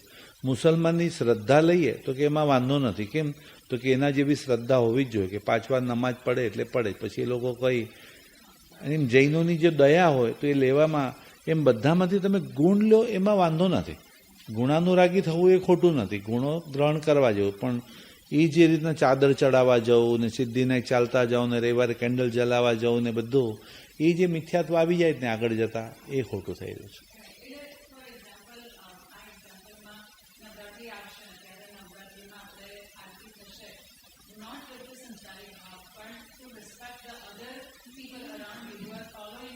આપણી શક્તિની પૂજા છે ને. એ લોકો દુર્ગા આમ રૂપ છે, બધા પાપીનો નાશ કરે છે એને બધું, રાક્ષસનો વધ ને બધું. એટલે એ લોકો શક્તિની જે પૂજા કરે એટલે જૈન ધર્મમાં ના પાડે. આપણામાં પાપનો નાશ છે, પાપીનો નાશ નથી. એ લોકો પાપીનો નાશ કરે. હા, એમાં કોઈ તમે પોતે માનો છો કે નહીં? આપણે આરતીની અંદર સામે જેની આરતી ઉતારી રહ્યા છે એ ભગવાન પોતે રાગદ્વેષવાળા છે કે નહીં એ વિતરાગ છે એ સાથે જોવું પડે ને આપણે. હા, પણ એમાં વ્યવહાર એટલે ધર્મ તો ગયા અને તમને જતા જોઈને બીજાને પણ થાય ને કે જો આટલું ધર્મ કરે આ લોકો જાય છે એટલે આપણે પણ જવું જોઈએ. એટલે તમે જતા જાઓ એટલે બીજા જાય, ત્રીજા જાય, એટલે બધા જ જતા થઈ જાય ને. અને ત્યાં જો જઈને સારું થઈ ગયું તમારું તો તમે તમે ત્યાંથી તમે વળી જતા વાર ન લાગે ને તમારે. તો મને કે આજકાલ તો માતાજી જ ક્યાં બેસાડે છે ગરબાની અંદર, તો એમનેમ જ ને નવરાત્રિ આવશે હવે ફાલ્ગુની પાઠક તો તમારી અહીંયા બેસાડે તો તમારે કઈ માતાજી નહીં બેસાડે ગરબાની અંદર માતાજી. મેં તો એક માતાજી નહીં પણ બીજી કેટલી માતાજી આવશે, એમાંથી એકાદ વળગશે ને કીધું ઘરે આવશે, ભારે પડશે કીધું એમાંથી કંઈક. હાજી. 16 પર પરિવાદ ને 16મું અને 15 રતિ અરતિ. આજે રતિ અરતિ, રતિ એટલે ઘણા લોકો સુખમાં એકદમ બહુ સુખી થઈ જાય, એરમાં ઉડતા હોય ને. અને અરતિ એટલે દુઃખમાં એવા દુઃખી થઈ જાય કે જેના જેવો કોઈ દુઃખી જ નથી પાછું. જાણે ગામ આખાનું દુઃખ એના પર આવી પડ્યું હોય એટલું દુઃખમાં એકદમ દુઃખી થઈ જવું. એટલે અરતિ દૂર કરવા માટે દેરાસરમાં આરતી ઉતારવામાં આવે. +અરતિ = આરતી. અરતિ એટલે ઉદ્વેગ, ઇરિટેશન, ચિંતા, જે નેગેટિવિટી બધી દૂર થાય ને આપણી, એટલા માટે આરતી. એટલે 15 રતિ અને અરતિ. રતિ એટલે સુખમાં સુખી થવું. અને જેટલું તમે સુખમાં સુખી થયા ને એટલે જરાક દુઃખ આવશે એટલે દુઃખ સ્ટાર્ટ થઈ જશે. બહુ વેધર ફાઇન હોય, એની મજા આવતી હોય, પણ થોડા દિવસમાં વેધર જો ચેન્જ થશે, કાલથી ગરમી સ્ટાર્ટ થવાની, તો આમ દુઃખી દુઃખી દુઃખી થઈ જશે. એટલે સુખમાં સુખી થયા એટલે દુઃખમાં દુઃખી થવું જ પડશે પછી. એટલે રતિ ને અરતિ ને એટલા માટે. હા, દ્વેષ 11મે દ્વેષ. દ્વેષ જે છે એ દ્વેષ, ઈર્ષ્યા એ દ્વેષનો એક પ્રકાર છે. ના, ગુસ્સો એટલે ક્રોધ. દ્વેષ એટલે તિરસ્કાર, હેટ્રેડ. આમ સહન ન થાય, મારી પાછળ હતો ને આગળ નીકળી ગયો, એને સારો જોબ મળી ગયો, એકદમ કેટલું સારું ગાય છે, કેટલું સારું આમ. એટલે એના ગુણ જોઈ ન શકે આપણે એમ. અંદર ને અંદર ઈર્ષ્યાના કારણે એકદમ, એટલે કે ખાઈમાં પડેલો બચે પણ અદેખાઈમાં પડેલો ના બચે ને. અદેખાઈ એટલે જે ઈર્ષ્યા હોય ને, ઈર્ષ્યા એ. અને પછી ઈર્ષ્યામાં જ્યારે પહોંચી ન વળે પોતે, કે એનું પુણ્ય પ્રબળ છે, એકદમ સ્મૂથ આગળ વધી રહ્યો છે ને આપણે, એટલે પછી નિંદા સ્ટાર્ટ થાય. પછી નિંદા એની અંદરથી જન્મે. બધું ઠીક છે, જોજો ને આમ જ નીકળશે આગળ જતા, તેમ બધું દેખાય, બધું જો અંદર ગોટાળા જ નીકળવા. એટલે આમ સહન ના થાય, અંદર ને અંદર સહન ના થાય પછી ત્યાં. અને ઈર્ષ્યા દ્વેષનો જ પ્રકાર છે. ક્રોધ અને દ્વેષમાં ફરક. કદાચ ક્રોધ કોઈના ભલા માટે પણ હોય, બચ્ચાના ભલા માટે તમે ક્રોધ કરતા પણ હોય, પણ દ્વેષ તો ખરાબ જ છે. પણ ક્રોધ જનરલી આપણે કરી ન શકીએ ને, અંદર ને અંદર પછી દ્વેષમાં પલટાઈ જાય વાત. આજે મને ગુસ્સો આપણે બોલી ન શકું ઘરમાં, એટલે ધીમે ધીમે એ અંદર નફરત આખી દ્વેષમાં પલટાઈ અંદર. એટલે ક્રોધ દબાઈ જાય એટલે પછી દ્વેષ તરીકે બહાર આવે. એટલે ક્રોધ ખરાબ જ છે, પણ દ્વેષ વધારે ખરાબ. એટલે ક્રોધ છે સલાડ કહેવાય, સલાડ જગ્યાએ કાકડી ટમેટા. અને દ્વેષ એ અથાણું કહેવાય. એ અથાણું ટેબલ પર અથાણું રખાય તો ભાઈ કાકડી ટમેટા ખાવા તો ખાઈ લે ભાઈ, પણ અહીંયા હટાવો, કંઈ હાર્ટ બાર્ટ પર અસર થશે. ફર્મેન્ટેશન ને દ્વેષ, કેટલા બધા વખતનું ફર્મેન્ટેશન ને, તે કેટલું જૂનું જૂનું યાદ આવે. આ કલાક બધું આને મારી સાથે આમ કર્યું ને તેમ કર્યું ને. 24 કલાક પાપ લાગ્યા જ કરે દ્વેષ, એટલે 24 કલાક લાગ્યા જ કરે.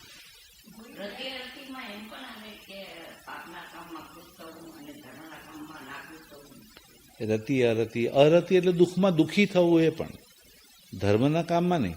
અરતિ એટલે દુઃખ આવે તો આમ બસ છોકરો આમ બોલી ગયો, ધંધો ચાલતો નથી, તબિયત બરોબર નથી, આ બધું દુઃખ આવે એમાં દુઃખી દુઃખી થઈ જાય. અને સુખ આવે એકદમ સુખી સુખી થઈ જાય. એ રતિ ને અરતિ એમ. ધર્મના કામમાં દુઃખી એમ નહીં. એટલે કોઈ પણ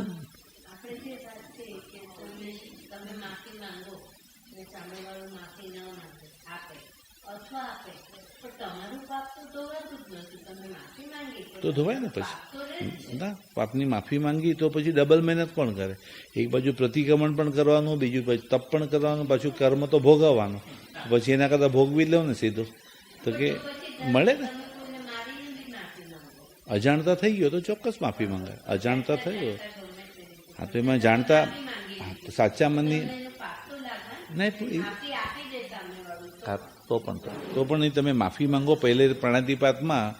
જાણતા અજાણતા બંનેની તમે માફી માંગો છો. હવે સમજો જાણીને મેં કર્યું, પણ હવે વર્ષો પછી મને એનું બહુ દુઃખ થાય છે કે મેં આ શું કરી નાખ્યું, એવું મારે આવેશમાં આવીને અને મને બહુ દુઃખ થાય. તો એ ચોક્કસ એ કર્મ મારા બળે તો ખરા જ. અને એના માટે જ આ પ્રતિક્રમણ કે એ છે ને ભવ આલોચના એના માટે જ છે. એટલે હાજી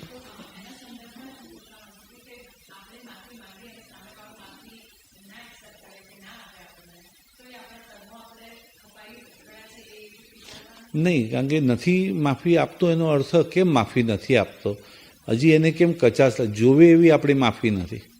પાણી 99% પણ ઉકળે તો ઉકાળેલું પાણી જ કહેવાય. 100% થાય તો જ વરાળ થાય.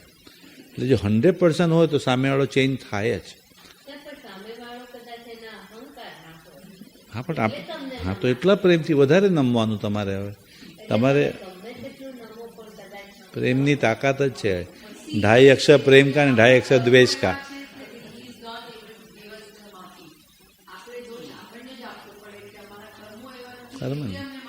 કર્મ તો અડવાની જ મનાય છે. એમના મારી માફી માંગવામાં હજી કચાશ છે, હજી વધારે ભાવથી માંગવાનું, હજી હાર્ડથી એકદમ હાર્ડ ન થાય તો તમારે પ્રેયર કરો ભગવાનને. તમે ભગવાનની માળા ગણો ત્યારે ભગવાનને પ્રેયર કરો, ભગવાન તારી સાથે રાગ નહીં થાય તો ચાલશે, પણ એને મારા તરફ દ્વેષ છોડાવ, મને એના તરફ દ્વેષ છોડાવ. તમે વાઇબ્રેશન માંગો ભગવાનને તો પણ ન નીકળે, તો પણ મને પણ ન નીકળે, એને પણ ન નીકળે તો ભગવાનના ફોટાની બાજુમાં એનો ફોટો રાખો. મને પથ્થરની મૂર્તિમાં ભગવાન દેખાય, જીવતી વ્યક્તિમાં કેમ ભગવાન દેખાતી નથી મને? જીવતી ભગવાન મને એના તરફ દ્વેષ છોડાવ. નહીં તમે કોઈ એક જણ માટે દ્વેષ હોય, મને એક જણ તો કે મારા ઘરે તો આલ્બમ જ રાખવો પડશે, ફોટો નહીં. આલ્બમ મેળ જ નહીં પડે સર, એટલો મોટો આલ્બમ છે એ ક્યાં એક ફોટામાં મેળ પડવાનો સર, કે એક કોઈ મેળ નહીં પડે કે ત્યાં કંઈ નહીં થાય. એટલા બધા ભરેલા પડ્યા જ ને આજુબાજુ, મારા સિવાય કોઈ બરોબર જ નથી. મારા સિવાય કોઈ ઠેકાણા વિના બધા. જી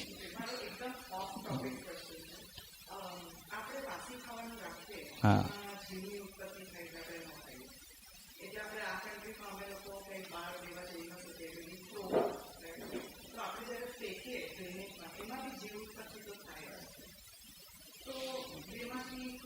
એટલે ઇન્ડિયા આવતા રહેવાનું, બીજું કંઈ ના થાય. ઇન્ડિયા આવતા રહે ત્યાં મળી જશે તમને, એટલે છૂટકો જ નહીં તમારે. પછી આમ ઇન્ડિયામાં તો ફેંકી પણ દો તો એવી જગ્યા પણ છે કે જે અમે નાશ કરી શકીએ, અથવા કોઈ એનિમલ્સ વગેરે કઈ રીતના. અહીંયા તો તમારે કદાચ નાખી પણ દો તો ડસ્ટબિનમાં અઠવાડિયા સુધી 2-3 ટન જશે, તો પણ રાખવા કરતાં નાખવું સારું. કેમ તો કે રાખશો ને તો ક્યારેક પછી એમ લાગે ગયા અઠવાડિયાનો અડધો પીઝા થતો, હવે પાછો અડધો બીજા અઠવાડિયે ખવડાવશો તમે, એના કરતાં કાઢી નાખો સારું. અને આ શું છે, પછી ધીમે ધીમે લોભનો પ્રકાર થઈ જાય છે આ બધો ને. લોભ પછી રહેવા દો એમ કરતાં પછી ધીમે ધીમે આ બધું ચૂકી જાય. એટલે કાં તો સમજીને જ હું એટલું ઓછું બનાવું, અને તે છતાં એટલે ધર્મ કંઈ જમાના પ્રમાણે દેશકાળ પ્રમાણે ચેન્જ ન થઈ શકે. આપણે ભલે અહીંયા રાખીએ, વાસી કરીને ખાઈએ, બધું એક્સક્યુઝ આપણું બરાબર છે, પણ કર્મ થિયરીમાં એ રીતના એક્સક્યુઝ ન ચાલી શકે, કારણ કે એમાં 2 ઇન્દ્રિય જીવ જન્મે જ છે. વાસી થાય એટલે 2 ઇન્દ્રિય જીવ જન્મે, કન્મૂળમાં 1 ઇન્દ્રિય જીવ, વાસીમાં 2 ઇન્દ્રિય જીવ. એટલે તો પણ હા પણ ખાવામાં વધારે, ખાવામાં શું શરીરની અંદર જાય એટલે અન્નની અસર મન પર થાય ને. આહાર એવો ઓળકાર, અન્ન એવું મન. એટલે ધર્મ કે તમે જેવું ખાશો એ રીતના વિચારો પણ એવા જ થશે ને પછી. એટલે આ દેશકાળ પણ અહીંયાના દેશ પ્રમાણે તમે વિચારો અલગ.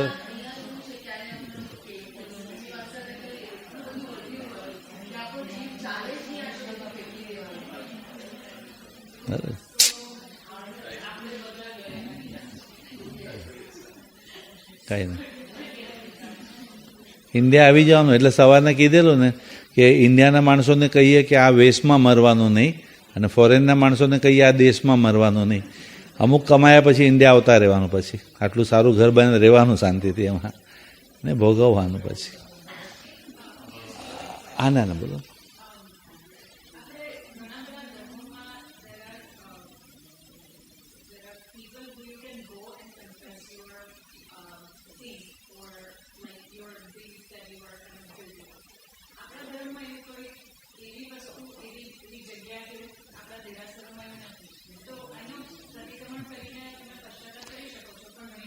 ના ભવ આલોચના હોય ને, ભવ આલોચના એટલે આ ભવના કરેલા બધા પાપોનું તમે ગુરુ પાસે જઈ અને આલોચના એટલે કન્ફેસ કરી શકો, અને પછી ગુરુ પ્રાયશ્ચિત. હમણાં જ કંઈક એવી રીતના થયું, આખું 5,000 માણસો ચેન્નઈમાં હતા, ઇન્ડિયા ચેન્નઈની અંદર 5,000 માણસોનું મહારાજ સાહેબનું પ્રવચન ચાલતું હતું. 40 થી 42 વર્ષના કે 45 વર્ષની કોઈ લેડી ઊભા થયા કે મહારાજ સાહેબ મારે બધાની સામે કન્ફેસ કરવું છે. અને એટલું બધું ને ગિલ્ટ હતું, મેં જીવનની અંદર આ ઉંમરની અંદર આ પણ કર્યું છે ને આ પણ કર્યું છે ને આ પાપ પણ પેલું. મહારાજ સાહેબે અટકાવવું પડ્યું કે તમે પ્લીઝ બધાના વચ્ચે ને તમે પર્સનલ આવીને મને મળી અને તમે આ બધાના વચ્ચે કહેવાની હિંમત કરીને એમાં તમારું 70-80% કર્મ ધોવાઈ ગયા તમારે. આટલા બધા વચ્ચે કહેવાનું તમને કેટલું બોજ લાગતું હશે. તો કે મેં પાપ જાહેરમાં કર્યું છે તો પ્રાયશ્ચિત કેમ ચૂપચાપ આવીને કરું જાહેર? મને એવું સારા બનવું છે, સારા દેખાવું નથી બધાની સામે, મને પોતાને બહુ બોજ લાગે છે મારા સાથે. એટલે છે આપણામાં પણ કન્ફેસ કરવાનું, પણ એક મર્યાદાના કારણે આપણે પર્સનલ ગુરુ પાસે જઈ અને આગમ પ્રમાણે જે આવતું હોય એ પ્રાયશ્ચિત આપણને કાઢી આપે કે આટલું ભૂલ થઈ છે તો તમારે આ પ્રાયશ્ચિત, આ ભૂલ થઈ છે તો આ પ્રાયશ્ચિત. પણ એ ભૂલ કેમ વારંવાર થયા કરે છે? બિકોઝ એ ભૂલ જ નથી લાગી.